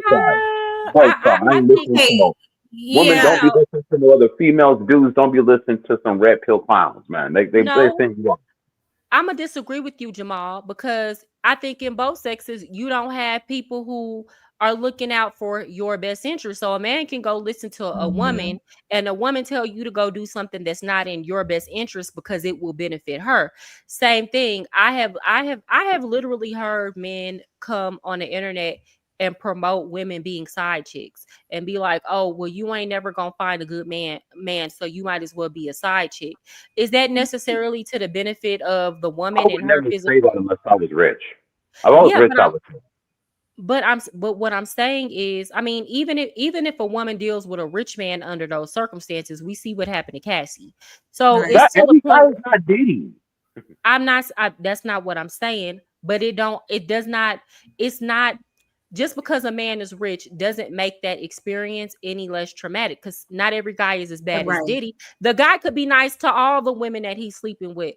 Guess what? That puts you at higher risk of getting things like STDs, or you'll at least, at the very least, have to deal with the emotional trauma of that man having a split holiday. I mean, that's the price of doing better. You want to play in that league, then you got to play in that league. And if you're on that, you know what I mean? You want to have this hierarchy, natural nature hierarchy when it comes to things that work for women. But when it comes to things that work against women, nah, bro, that's how it is. That's how it's always been ever since the beginning of humanity. If you want to take it there when it comes to the men, then you have to take it there when it comes to the women.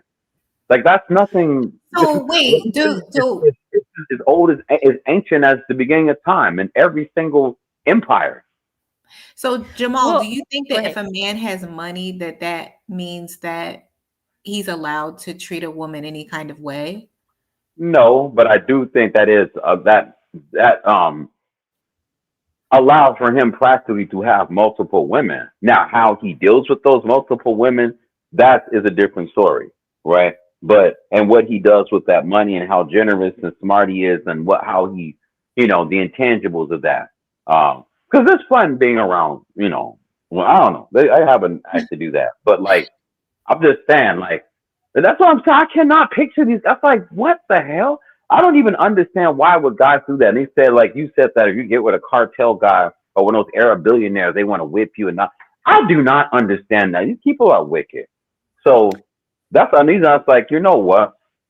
I think guys like, the guys who've been kicked around should start running the world, because at least we're not going to do that. We might be, dogs, but we're I not. don't know, because absolute power corrupts absolutely. So if you give somebody that was used to be kicked around and treated badly, and you give them a taste of power, it doesn't always turn out for the best either. So I don't know Well, if I you have agree, to because reverse you have the a lot power of those because men. You have a lot of those men you have a lot of men that are mad that a girl rejected them back in the 3rd grade, and they're holding that grudge against all the women that they encounter after they, get a good job and start making money. And now they're like, okay, I'm the man now, so I'm going to treat you bad to make up for when that one girl rejected me.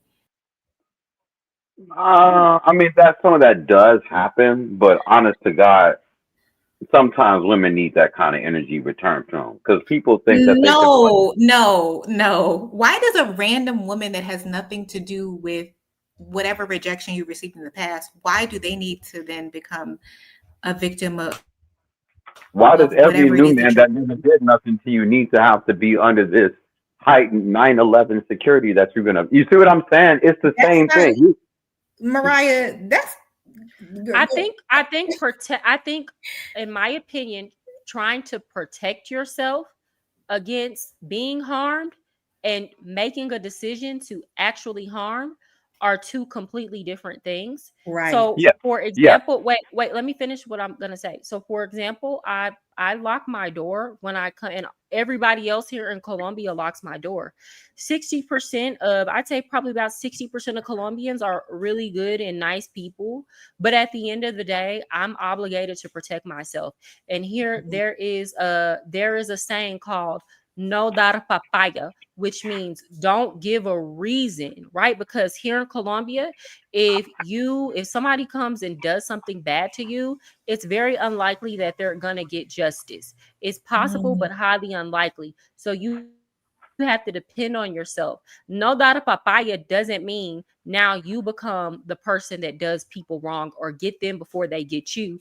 It means protect yourself. So I think it's very different when a man says, a woman treated me bad in the 5th grade, so now I'm going to go actively look to go treat other women bad, versus a man saying a woman dogged me out. So now, to me, this would be the more appropriate response. Now I'm going to take my time. I'm Yes. going to vet. I'm going to watch a woman. I'm going to make sure that she's here for the right reasons. And once I see that she's not here for the right reasons, I'm going to leave, versus trying to like treat her bad. That to me is the equal and appropriate and fair response. And I'm all here for that. Yeah. And that's That's a mature. little bit too dreamy. The reality is, Oh my people God. go. Listen to what I'm saying. It's more like, I see that these women, I've been a good guy, and they gave their body to these dog ass niggas. So now I'm about to become a dog ass nigga. They Wait, like so these thugs. That's Now toxic I'm a though. Jamal, That's here's the mature. thing. pretty toxic. I'm gonna agree with you there.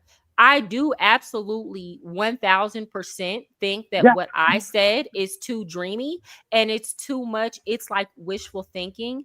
And that is exactly why I tell women, if a man looks like he did not get women younger and he looks like he's dealt with a lot of rejection, then just don't deal with them at all. Because 9 times out of 10, the mentality is to defer to treating women bad and making them pay. So because I know that I is know the that. reality, then protect yourself from that. Don't you I think would that say would the be other a wise side of it is that, 'cause remember, I see all type of dudes like that are black, white, brown, whatever, and a lot of it is just because they're sort of benign type of characters. So when they get them a badass woman, they're going to have a lot more passion and be more like other women who pick those kind of guys and pick the right one. Yes, they're mostly white women and brown women, and Sri Lankan women. I'll admit that.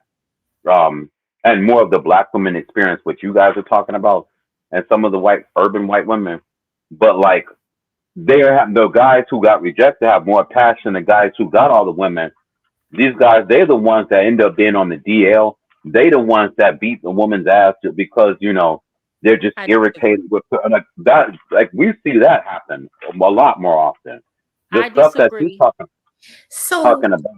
So I mean, wait, that's explain that. kinda here and You're there. saying that the rejects end up being the guys that are DL.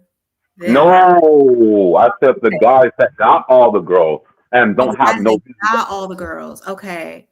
Yeah, they're the ones As that a have no They woman, end up being the ones who are DL right. toxic. as a woman, abusive. and then Okay. look, first of all, they just put out a list of the men in.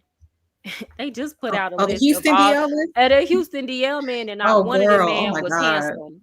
Not what the Houston that was in the transgenders comments, and not one of them men are handsome. I'm not saying handsome men can't be DL, but from my experience, the men who have been the most toxic to me, and from what I've heard other women say, have been men who are who you could tell possibly dealt with rejection, or who walk around with like what this looks like too is this could look like this too. Let's say a man did get a lot of girls when he was younger, but the only reason why he got the girls was because he knew how to dress or something like that, or Yeah. he drove a nice car, versus like Yeah. the dude that was just truly just genuinely purely handsome and got girls just because he was a handsome, nice person, like with a good personality. Those men are much more kind, and they don't feel the need to take revenge out I on don't women. know about all that, man. You don't I know, think but you haven't dated them. You're saying you don't know, but I'm speaking as somebody who has dated these men. I'm speaking to somebody who's been remember, I'm not in Texas. I was in Chicago and I was in Toronto. I'm telling you, the good looking guys are some cocky ass niggas. They are more like Chris Brown and more like who's the other than Trey Songz. Like look at them type of dudes. Whereas the guys who were more humble, right? They actually become more marriage material. So I'm not about to sit up here and let y'all be ugly shaming and try. Nah, bro, it's too much of that going on. He said we We ain't ugly about to do that. shaming. Oh my We God. ain't about to do that. I We mean, ain't we about to just do that. gonna have to we gonna have to ugly disagree shaming to because disagree. at the end of the day, huh? I'm I was gonna say just with gonna me, say, I'm gonna let y'all have it, but I'm gonna say we're gonna have to agree to disagree. yeah. But as for me and my experience and where I've been the most emotionally safe, and at the very least physically safe, because that's important, whether or not a man is gonna lay hands on you, it's always been with dudes who have, have been just naturally Attractive. handsome and Yeah. attractive, and I know that's where I'm the safest. And Mhm. another thing that I really enjoy about these men too is because they're good looking, they don't necessarily put me on a pedestal, which is important for me. I know a lot of women think I that put that's women a on the good thing. pedestal. I know a lot of women think that it's a good thing for a man to put you on a pedestal because of your looks, and that's not a good thing, because that's where the obsession and then later on the feelings of anger and animosity and jealousy come in. Yeah. Versus a man who was naturally good looking, he's not as likely to be as like your character is gonna play a way bigger part to him versus he's not going to be as obsessed with that, and that's a healthy thing, ladies. Yeah.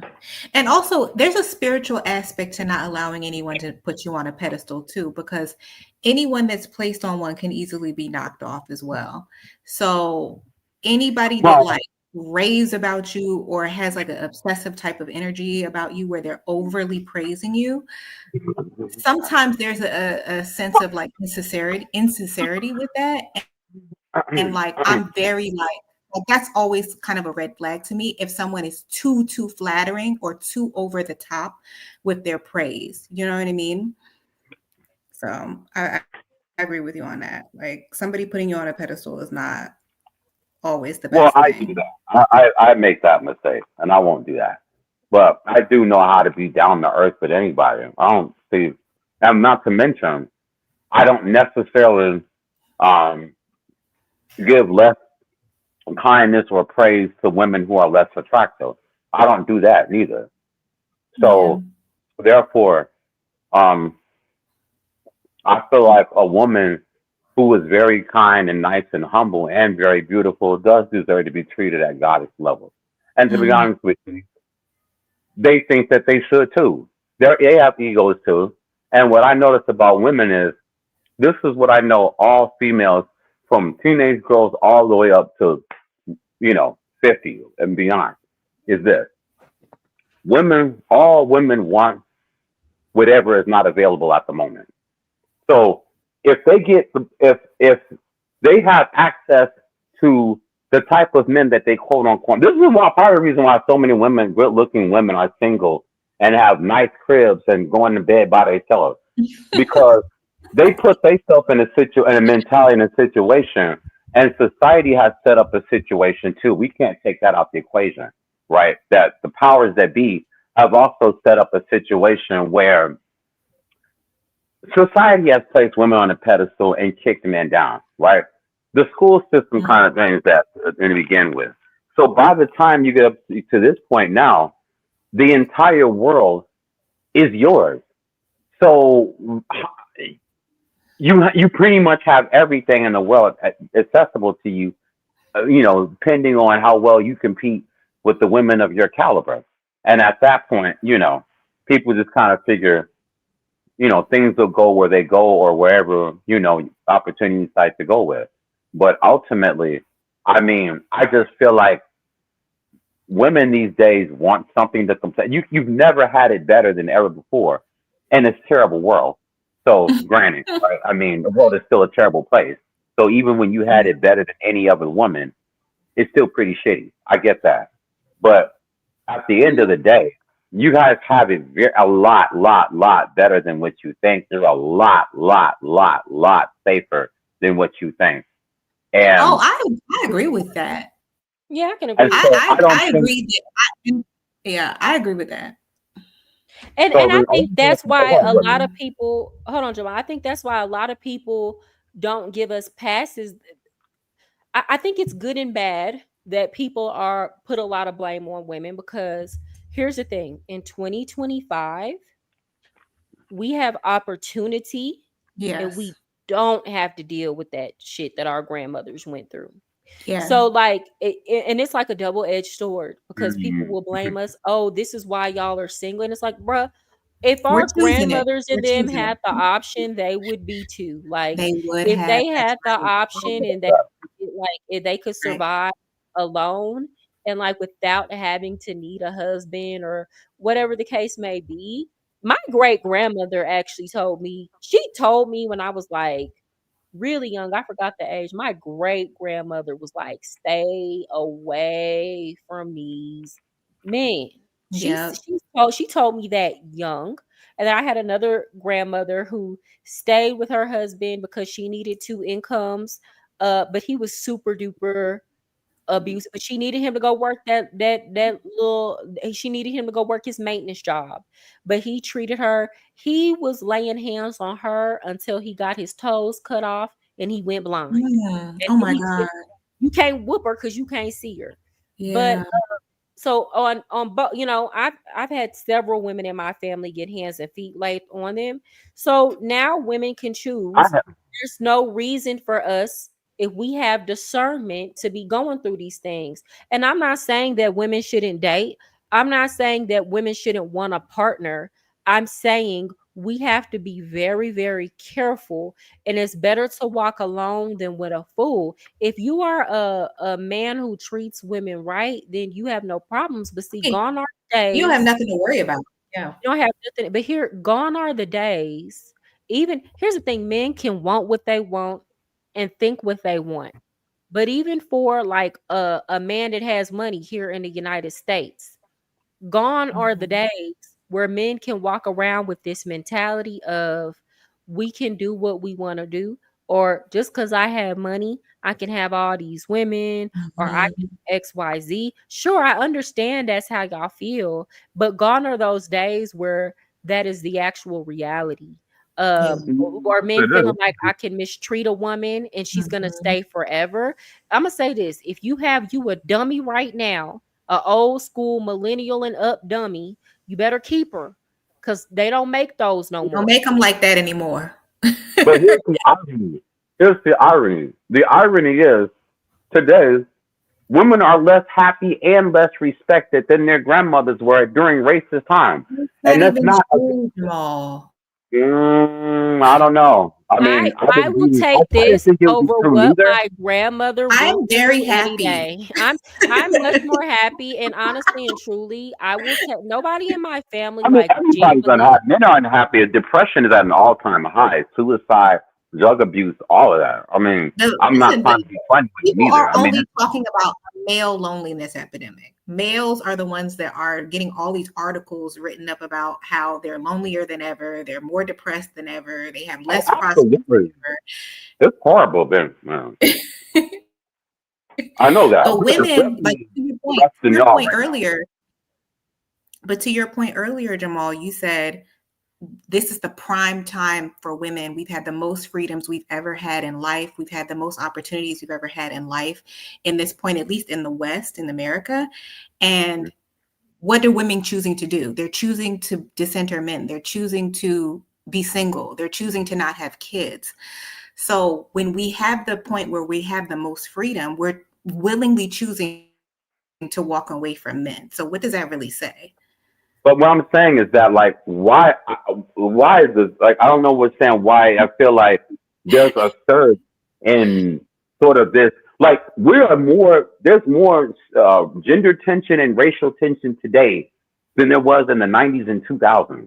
Like, that's disturbing to me. It's like, how do you get to that situation? Like, wouldn't women today love men more than ever? Because to me, I feel like, I mean, I'm not going to speak to a lot of other men. I know a lot of stuff be going on.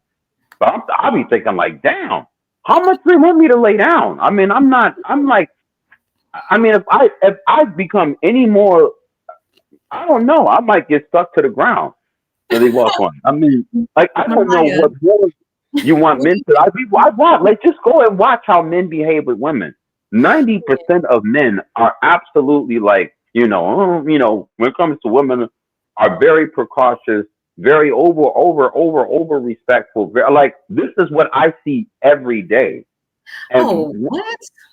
I don't know about all that. I don't know about that. I see a lot of disrespect. Okay, not in America, but in Colombia, I did find that the men were very respectful.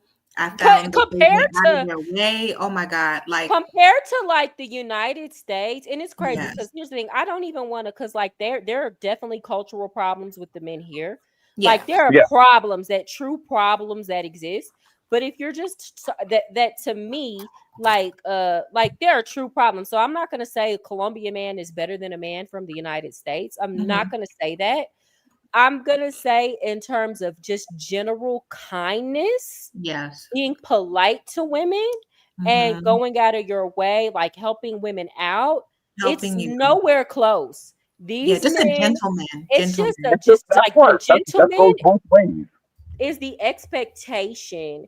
Gentleman is the expectation here. Like now when you actually start dating, you notice some things that culturally it's like, I see why the women here are not happy either. Like I talked to several Colombian women.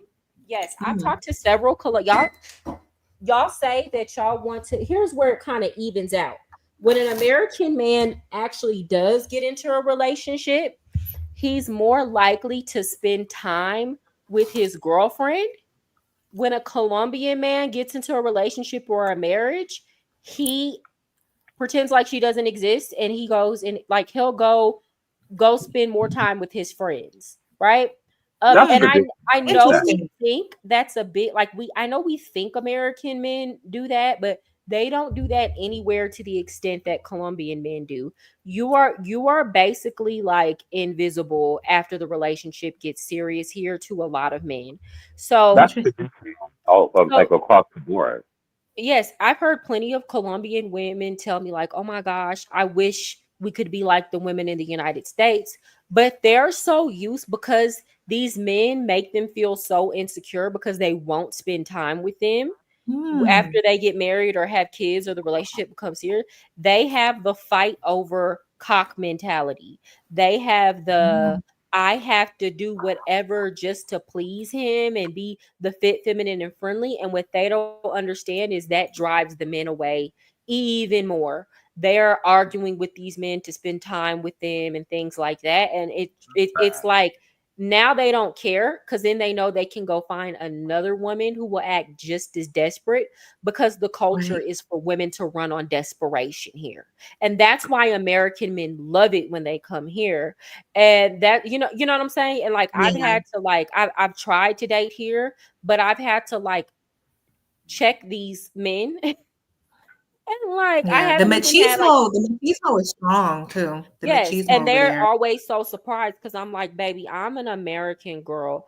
These little games that you playing, it's not working, baby boy. Like, it's not, I'm not, you know what I'm saying? So it's like I haven't even gotten to the point where I've been intimate with anybody yet here, or just really been kind of like super duper serious because the cultural differences are like, and they'll chase you. That's the thing, they'll chase you, but I don't like it. I don't like it at all.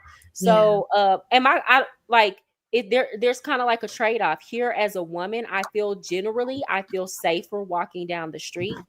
I feel safer being around the men here because they're not walking around angry and frustrated and mad at women, or like, you don't have to worry about a man trying to talk to you and then he'd be like, no thank you, and he'd be like, fuck you bitch, or anything like that. That's why you like, these men here are very, very polite when you're out in general society.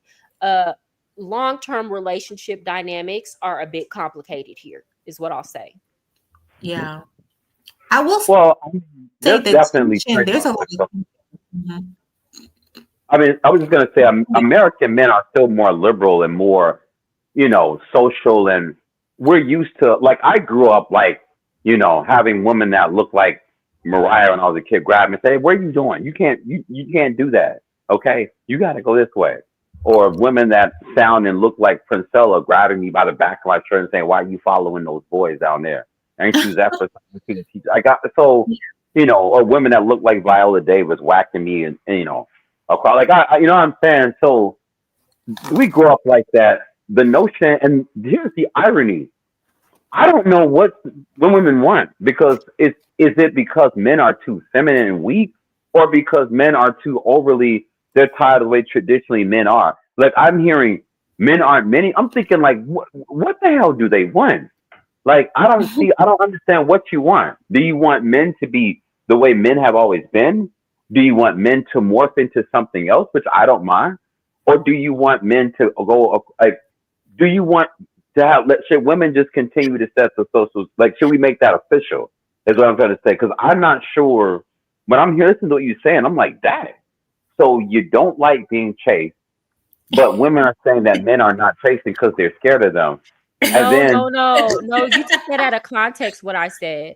I don't. Men are not at clubs no more. Men are not at strip clubs no more. Jamal, listen to me, Jamal. You took it out of context, what I said. I don't like men chasing me after. I don't like being chased after I've had to stop talking to you because you tried me. You know what I'm trying to say? So, like, if you were not, like, if you tried me or you weren't being as attentive, and then I stopped talking to you, and then all of a sudden you start chasing me, I don't like that, because why does it take me having to put my foot down with you for you to be attractive? That, to me, that shows that you just like to chase, and you don't actually like me as a person. And if I feel like if you don't actually like me as a person, it's not worth me even trying to continue to give you my time of day. It's not that a man shows interest in me and then I get turned off by him showing interest. it's behavior after I've had to put my foot down. That you don't chase me after that. Don't do it. Don't do It's it. the I don't want it. game. It's the game. Yeah, I don't like want it. I don't want it's it. the games. We don't I want screwed up like games, that but before. you Like, have trying to go toxic by so dating fast. coaches that make it seem like that's what you need to do. Like there's so many toxic dating coaches out there, red pillars, that make it seem like, oh, you have to put all this stress on the woman. You have to make her jump through all these hoops. You have to break her down mentally. You have to play all these games. And that's actually what's driving a lot of women away, because like Sultry said earlier in it, once you learn about narcissism and gaslighting and stonewalling and negging and all these tactics that a lot of men employ in order to hook women, once you realize all of that, you're able to see the game that they're playing and detach. Most women don't want to have to deal with that level of stress, especially nowadays when we know we don't have to. If we know we don't need you for your money to survive, we're not going to tolerate abuse. Yes, and I personally mentally can't handle, this is another thing that goes with being alone. I can handle being alone better mentally than I can handle a man playing in my head. So it's like if I allow a man to play in my head, then things that need to get done won't get done because I'm too depressed.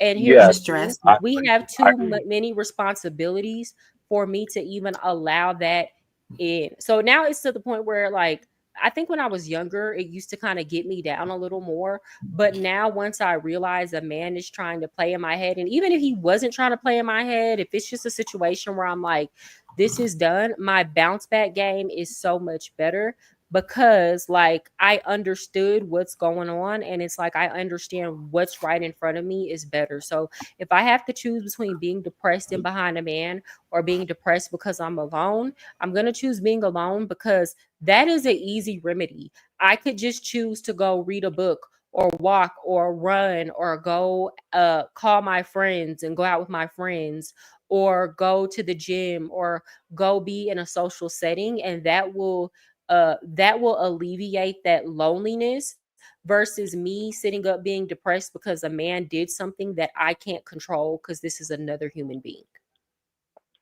I agree with that 100%. I agree with that 100%. And that's why I would say, well, I better not say that. I was about to say, when I see the woman that, I think a man should be her number one fan. But then again, I don't know if that's putting her on a pedestal. But hey, I'm not gonna. You know what? I put women on a pedestal. Hey, we can agree disagree on that one. But you gotta put women on a pedestal that like you back. And I think that's where men go wrong. If you're gonna put a woman on a pedestal, put a woman on a pedestal who has shown mutual interest. And if she doesn't show mutual interest, don't put her on a pedestal. You know what I'm saying? And I think that's the thing. I think this is where a lot of men's anger kind of comes from as well, when they talk about like women don't want them or treat them bad. And a lot of the times in my experience, especially kind of like being like working in the club and talking to men, when I look at the women that they talk about are treating them wrong, I can clearly look at them and see who has the physical, like as far as physical appearance, upper hand. And to me, that is not good. Like that is not, you're always men, like here's the thing, a lot of men don't want to date like average looking women, or women who look the exact same way they look. And then it's crazy because I'll see men who are average looking, and then they get with a woman who is average looking, and secretly they punish her because she is not the ideal beauty of what he wanted in life. So it's like, bro, just appreciate what is on your level. Like, I don't get it. Just but women don't have to do that. You said what? But women don't have to do that. That's what I'm saying. It works in both ways. We're equal society now. I see women more times. I disagree with that, Jamal. It does work both ways. Because women have to deal with that too. If a woman dates a man that is way more attractive than her. I mean, we've seen it. There was that girl, the white girl that was going viral. Her husband is like a model. People are like, oh my God, how did you get him? And oh my God, he's can't be with you because he genuinely loves you. He must be using you. So people absolutely treat women the People same know way. this. People know, And and maybe a lot you like her. of those times. Wait, y'all, there's a yeah. Go Okay, ahead. in those Sorry. situations, Jamal, where we see the man who was way more attractive than the woman, I am going to validate what you said about the DL statement, because a lot of the times in those situations, that man is DL, and he just got, and he's super attractive and she's super not. A lot of the times, it's one of two things. He was DL and he just needed somebody for his beard, and anybody will do, just as long as she's nice and sweet and has a good personality and he's able to live with her, right? Or it'll be a situation where he's broke and she's coming with the money and he knows he can use his looks, and she's going to be the best thing that he's going to be the best thing that she can get. Is that always the case? No, but I would say like 99% of the time. So yeah, like women That's do. the case. I mean, tomato. I mean, you get money and you're an attractive guy, and you get an attractive woman. If you got money and you're an unattractive woman, you get an attractive guy. I salute that woman. I salute that man. Like, I mean, tomato. Yeah, and that's what I'm saying. Women do have to, like, my advice with people dating people whose looks is on par with them, in my opinion, that goes both ways. If you don't want to get taken advantage of, I think women are just far less likely to be bitter about getting rejected about by men who are way more attractive. Like, they'll go get with another guy and not try to like make him pay, because the Yeah. you know what I'm trying to say? She's like less likely. Yeah, Women, no, I do. And yeah, and I yeah. actually I feel like women give more grace to average and below average men than men will give grace to average or below average women. Like men, That's like people, fact. men always Yeah, men try that's to talk encouraged. about That's why. men try to talk about, oh, women only want to go after this one particular set of guys, as if so many men don't go like for sevens and above, like they aspire to get that, right? But you have so many women that will be bullied by other women and say, no, give him a chance. Oh, it's okay that he doesn't look that great. Oh, but he has a good job. He has this, he has that. Like other women will convince other women not to care about looks when it comes to a man. Shira Seven's whole platform is around telling women to stop caring about looks, date somebody that's 10, 15, 20, 30 years older than you, because that's who's going to give you the bag. That's who's going to set you up for life. And don't care if he's handicapped or he's whatever, or he's missing a limb or whatever. Her motto is only women are encouraged to date like literal gremlins versus men don't do that to each other. Men will I've seen men police, No, we can't do like I've seen men police the penises of other men harder than I've seen women Oh yeah. talk about, oh girl, yeah. you with I'm gonna him? check this out. Check this out. I'm in Toronto, right? I remember I'm Chicago, so we're freaky, right? We all got raised off R. Kelly. So these guys up here, these Jamaicans and Africans up here who don't know how to and they wonder, oh yeah, these girls are all chasing after statesmen.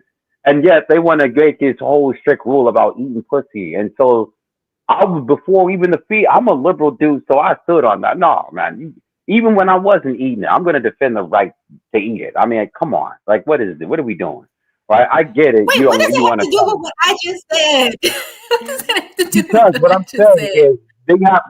I'm approving what you just said. Right? You said men will police men's penises harder than women, and I'm confirming what you said by the fact that you got guys up here trying to police dudes going down on females and doing it hard to the point that you're wondering, like, why do you guys so obsessed about that? Yeah, why do you care? But that's what I always wonder. Like, there was another NFL player, this was a couple months back. He was a white NFL player, and his girlfriend was revealed, and his girlfriend was like this chubby, basic looking white girl.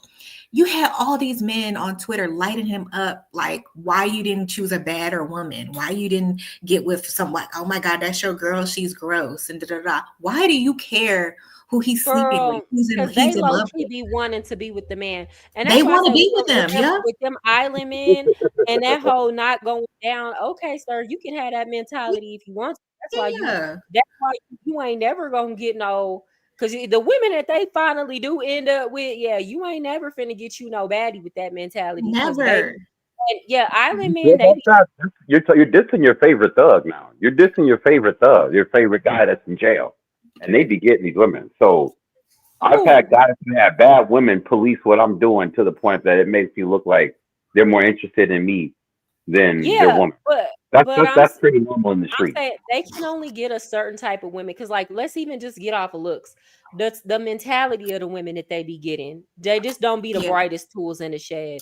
Like no woman that actually is a smart woman and knows her self-worth, I don't care what she looks like, is going to be in a relationship with the man where she is expected to go down south, and he does not like reciprocate that. Like that is all just for like power. That's all for power dynamic. And like, I'm just, no woman is going to actually like it be for real. No woman of any self-value and self-worth. Okay, you're right. It's the goofy white girls who want to deal with those Jamaican dudes. It don't even be like just white girls. Yeah, it doesn't like, have it's to be not a just race them. thing. It just be It's and a then mentality. But that's why they go. But for some of them, that's why they go get them white girls. Because let me tell you, they come tell that to a Hispanic girl. She might even be in a relationship with you. You best believe she got another boyfriend, a Spanish boyfriend. Because a Spanish man ain't got no problem. They ain't coming to you on none of that. Yeah, and they'll juggle. They don't. Let me tell you something. Hispanic women, Eastern European women. They have the game on lock when it comes to them, the queens of the rotation. Like them the queens, we don't ride. I don't got the stamina. I don't got the energy, baby. They got the energy. They do for the rotation. They're gonna have the one that's gonna pay the bills, the one that's really good in bed, the one like they'll have them lined up. Yeah, girl. Think the things I say over here. Girl, you know how I told you it's been so long, y'all. I'm an involuntary celibate. No, you're not. Shut up. I you can get it if you want to. Wait a minute. Wait. I hate to hear women say that they are incels or they're femcels, because as a woman, there's no way. Like it's impossible for us to be incels. It's impossible. Okay, this is the reason why I'm gonna say I'm an incel. This is why I'm gonna say I'm an incel, right? Because I did not make the choice, the plan, the goal in my life was not to have gone this long without doing nothing. It's not like I'm not a woman who made a conscious decision that I'm going to be abstinent or be celibate. I just have not met anybody that I felt like is suitable. Okay. And you know what I'm saying? And so for that, it's a situation where I can't force suitability. So I feel like this is a situation that's out of my control. Yes, if I wanted to go, go lay down with a man today, I could go do that. But like, it's a matter of, do I even want you? Yes, it's different from a man, because you have a lot of these incels, they just want to get laid. They'll take whoever is willing to sleep with them, right? But it's kind of like, that's not how I'm wired. There are a lot of women who will go date a man, even if he's not suitable in terms of looks or character, whatever the case may be, because they feel like it's just a feeling. But I have a very emotional connection to sleeping with somebody, and I don't feel like it's something just to do. And because that's kind of like, and that's really hardwired into me, it's not something, I'm not trying to take the moral high ground here or anything like that. It's just I'm a Gemini, so things are very cerebral for me. So this is just a built-in mechanism for me.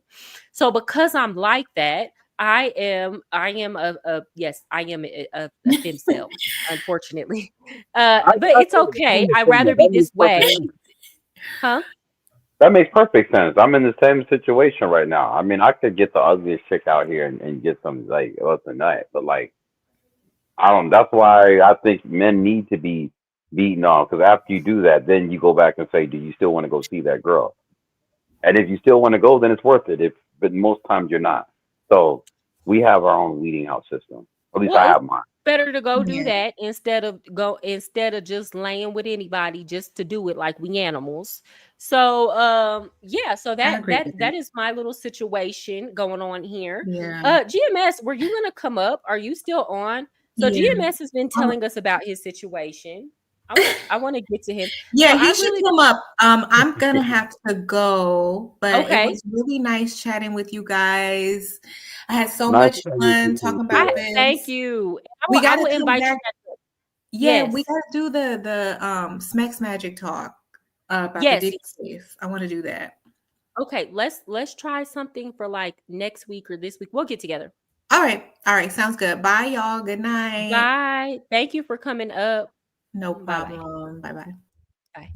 Okay, so GMS says, I really do pride myself on not being a toxic dude, never put my hands on a woman in my life, and never been verbally abusive either. I'm big on letting my girl know how much she's loved. I think that's great. I Shout think out that's to you, man. awesome. Like, I honestly and truly, GMS, a lot of men, what you just said, never putting your hands on a woman, like just that alone, a lot of dudes can't say that. A lot. I can say that. Say that. What'd you say? Yeah, I can't say that. I know Yeah, absolutely. That's changing my whole spiritual countenance because yeah. that's not who I naturally am. But I end up in the streets and being with certain and I'm attracting certain type of females and a certain type of life, and that's Mm-hmm. yeah. So yeah, Yeah. I salute him. I've been with a dude who I feel like would never put it. You know what? I've dated a couple dudes who I feel like have never put their hands on a woman. But these scallywags end up doing me dirty, so I'm staying away from relationships for a long time. Um, and unfortunately, like that's very unfortunate. You know, I don't know the ins and outs and the dynamics of your situation, but GMS, you honestly do seem like a very nice guy. From what I've talked to, like you always try to take the high road in most situations. So like I actually believe what you're saying.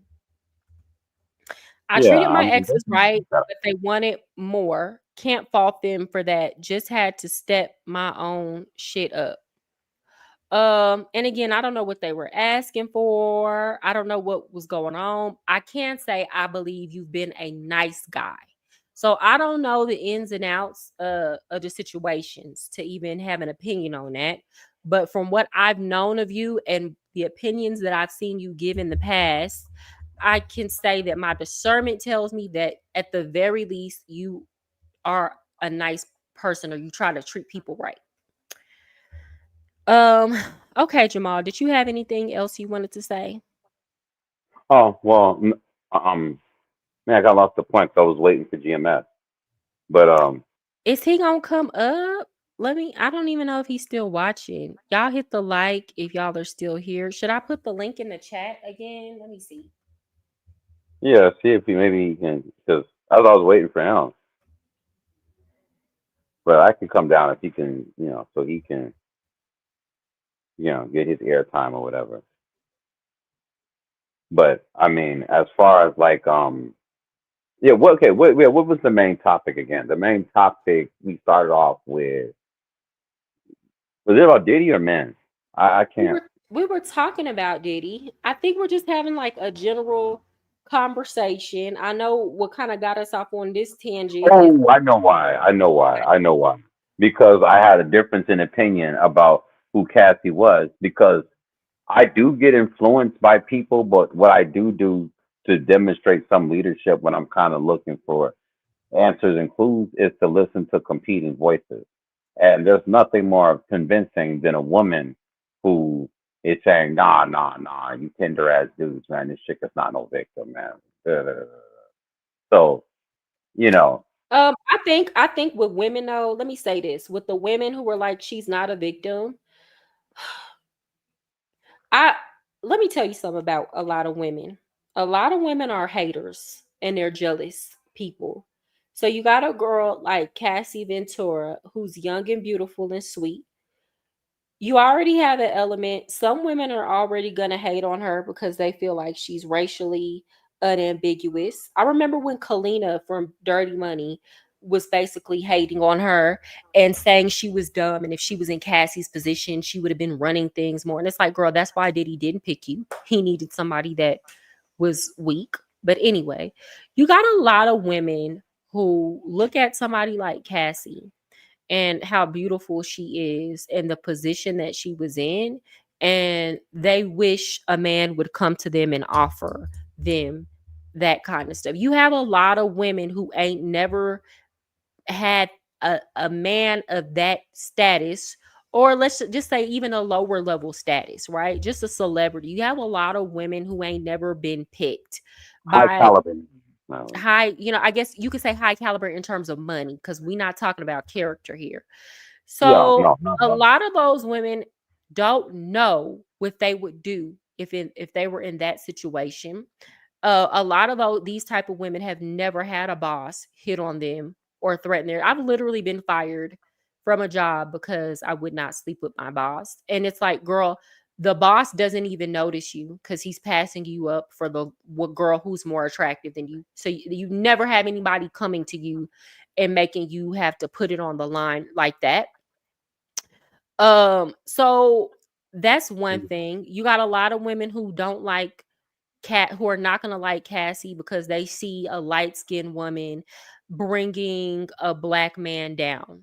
You know what I'm saying? Like they see that and then they go into protection mode. It's a I lot don't of know that I've seen that one too much. I think Diddy is a special case. I think like I think people are pretty certain on like Diddy. The problem with him is he already himself sold out the black community. That's number one. So he made it to a certain level by stepping on people to begin with. By the time he gets in this situation, it's like you in this situation because you went down the path and all the lessons and absorbed all the stuff that these guys showed you. You did what these guys wanted you to do, and now they're ready to kick you to the curb, and they're using Cassie to do it.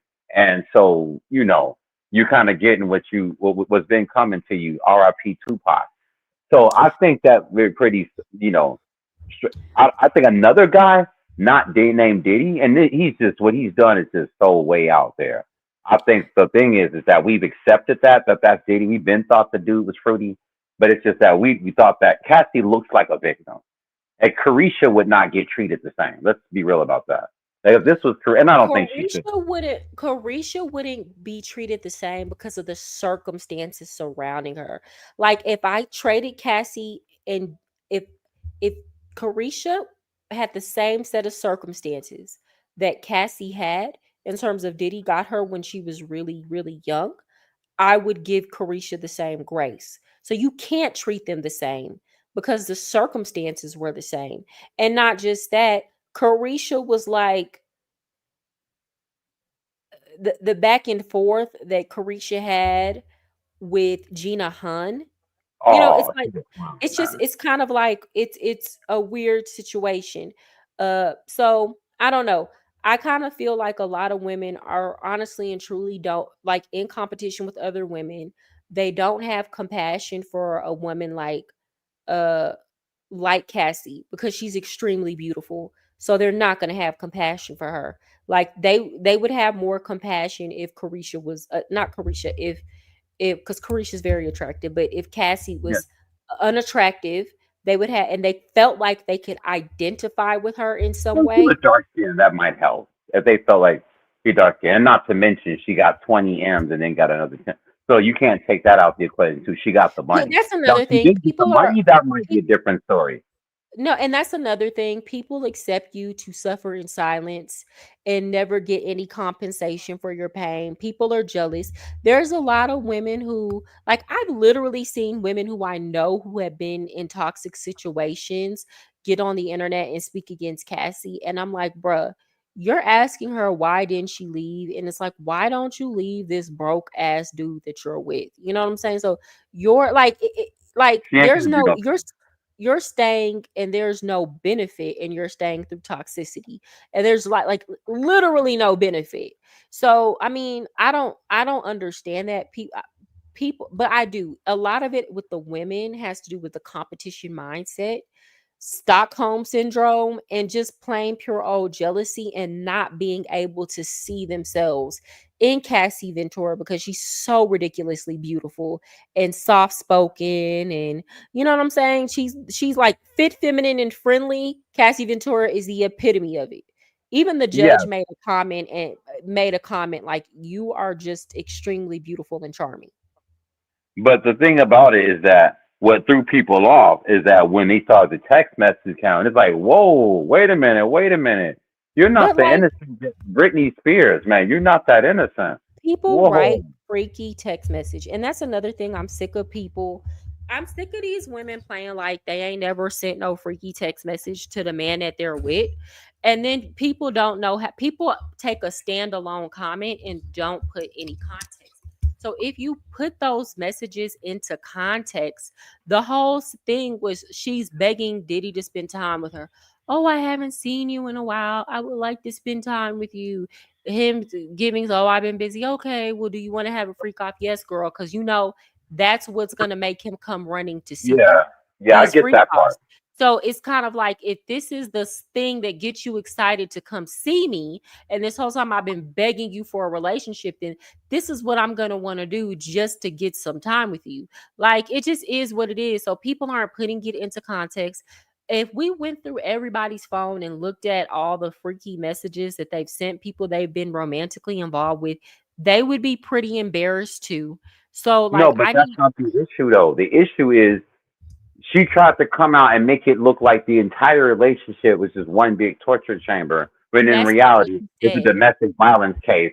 And, Diddy's being Diddy and he's playing games No, with her. And that's not eventually what she she left because said. it was too much. She admitted that how she felt about the situation to begin with was different than how she felt started feeling about it later on. And she said, even before the messages, that at first she was with these things, but then she was not with these things. Like, she said these things, and it was a torturous relationship. Whether or not she recognized it, me as an outsider looking in and seeing the mental games he was playing, the Mm. relationship was torture. And I had to tell a man not a few days ago, because he was like, well, what about like, and this is how, like, people who like, this is the mindset of people who, even men I've who never are been able like to be in abusers, they be like, well, you couldn't have been abused because you had good times with me, or you had times where you laughed or smiled, so I wasn't that bad. And it's like, nobody's a monster 24/7, right?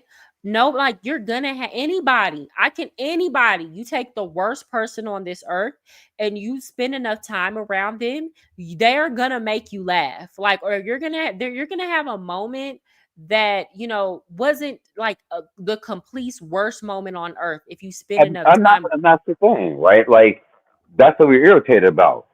You made it seem a certain way when the reality is the relationship is exactly. We thought we knew this dude is crazy like that. We knew that a lot of that 11 years you were kind of just stuck. But why you make it seem but here's the thing.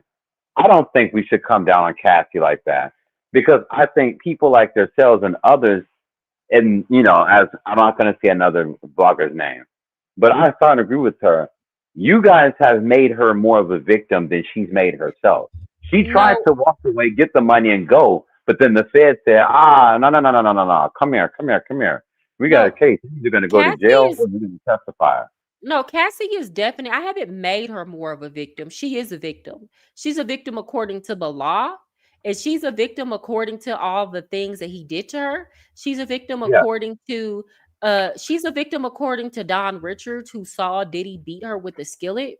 She's a Oh, victim yeah. according to Jules, who saw like Diddy, like she's a victim, and she's been a victim several times over. I can't make her a degree of victimhood. Like, without a doubt, she is firmly a victim. And yeah, like, I don't care how many times she laughed or smiled with him in between the times that he was beating her ass and making her give head while she had sores in her mouth. She's still the victim. I don't care how many times she laughed with him in between the times where he kept her locked into a contract and promised to put music out that he never did and basically had her, sign her soul away to him.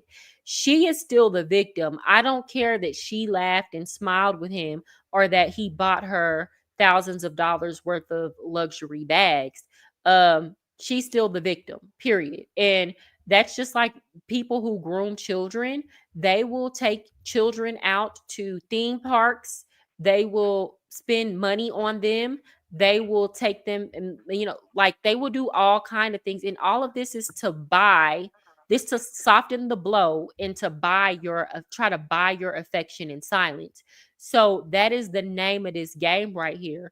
So she's a victim to like some of the worst magnitude. Like her story is probably one of the saddest stories that I've ever heard in life. I'm not even gonna hold you. Yeah, I mean it is. It's really, and it's really twisted. And it's one of those things where it's like the jaded kid says that run where sometimes the victim is worse than the abuser. Where because I mean she did cheat on Ryan I mean she not only left Ryan Leslie for Diddy, but she's also cheated on Alex with Who Diddy. But I mean cares? She but the was thing 17 years old when she left. When she left Ryan Leslie, first of all, what most teenagers don't stay with the person because she was with Ryan Leslie when she was like 17. I think she met him when she was 16. He had like most teenagers go through boyfriends or don't stay with the people 17 to that 21. it doesn't. She first That's slept with how it Diddy when she was 19. Like she first slept with Diddy when she was 19. Yeah, Most so people that age, like even like during college, like they don't. And I even give men who cheat during their younger years a pass. So this is not just because Cassie's a woman. Most people that are that young are going to change boyfriends. They're going to leave one boyfriend or one girlfriend for the next person. That is like kiddie stuff. And then later on, when she called herself trying to break up with Diddy or on a break and she messed with Kid Cudi, and people are like, see, she's the bad person because she cheated on him. Diddy literally had 3 girlfriends and slept with who knows how many people. And like, why do y'all care that a man that was letting other women, like making other men sleep with her in front of him, why do y'all care that she went and slept with another dude? That makes well, I don't. I absolutely mean, no the sense. Kid Cudi part, I don't have an issue with that. But the issue that I have is that number one, um, just be real about what's the real nature of the relationship. I think some people have an issue with the fact that she got the 30 mil and is testifying, even though I think that it's pretty clear in a Fed case they don't care about. She has no choice. So I get that part. The people who are I'm upset about 70% that just want to be mad and they don't have an understanding of the law. She literally has no choice. She got a federal subpoena. So unless she want to go sit down and do some time, she has to answer those questions and she has to answer them truthfully under oath. But I think the real thing is that I didn't know that she cheated on Alex Fine with Diddy. I mean, her cheating on Ryan Leslie, I get that, whatever, right? I understand the circumstance. This is Diddy. I mean, lots of girls leave their man for Diddy. I mean, J-Lo did the same thing. She just her man for Diddy, right? Before she then did Puffy and did some ritual to get him off for her.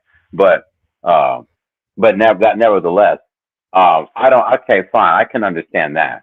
But it's also the fact that she cheated on Alex. Look, the bottom line is, I don't care for Diddy, and I don't care that he lost money, and I think he does deserve to go down for the culture. I just don't. I think this indictment is whack. Where's Justin Bieber? Where's the girl who was shot at? All this stuff that we've known for years. I didn't really know that I didn't know that. That relationship was in the periphery. I knew he kind of marginalized her, but I didn't know it was this freaking wild. This is crazy. And the freak. Well, with Justin Bieber, like he won't even admit that Diddy did anything then. He's publicly denied it. Now we know the real, but he's publicly denied it. So like the men in the industry, except for the ones that are like lower level, or maybe their dreams didn't pan out, the ones that are on the civil case, the men who have a name in the industry, they're not admitting the things that Diddy has done to them.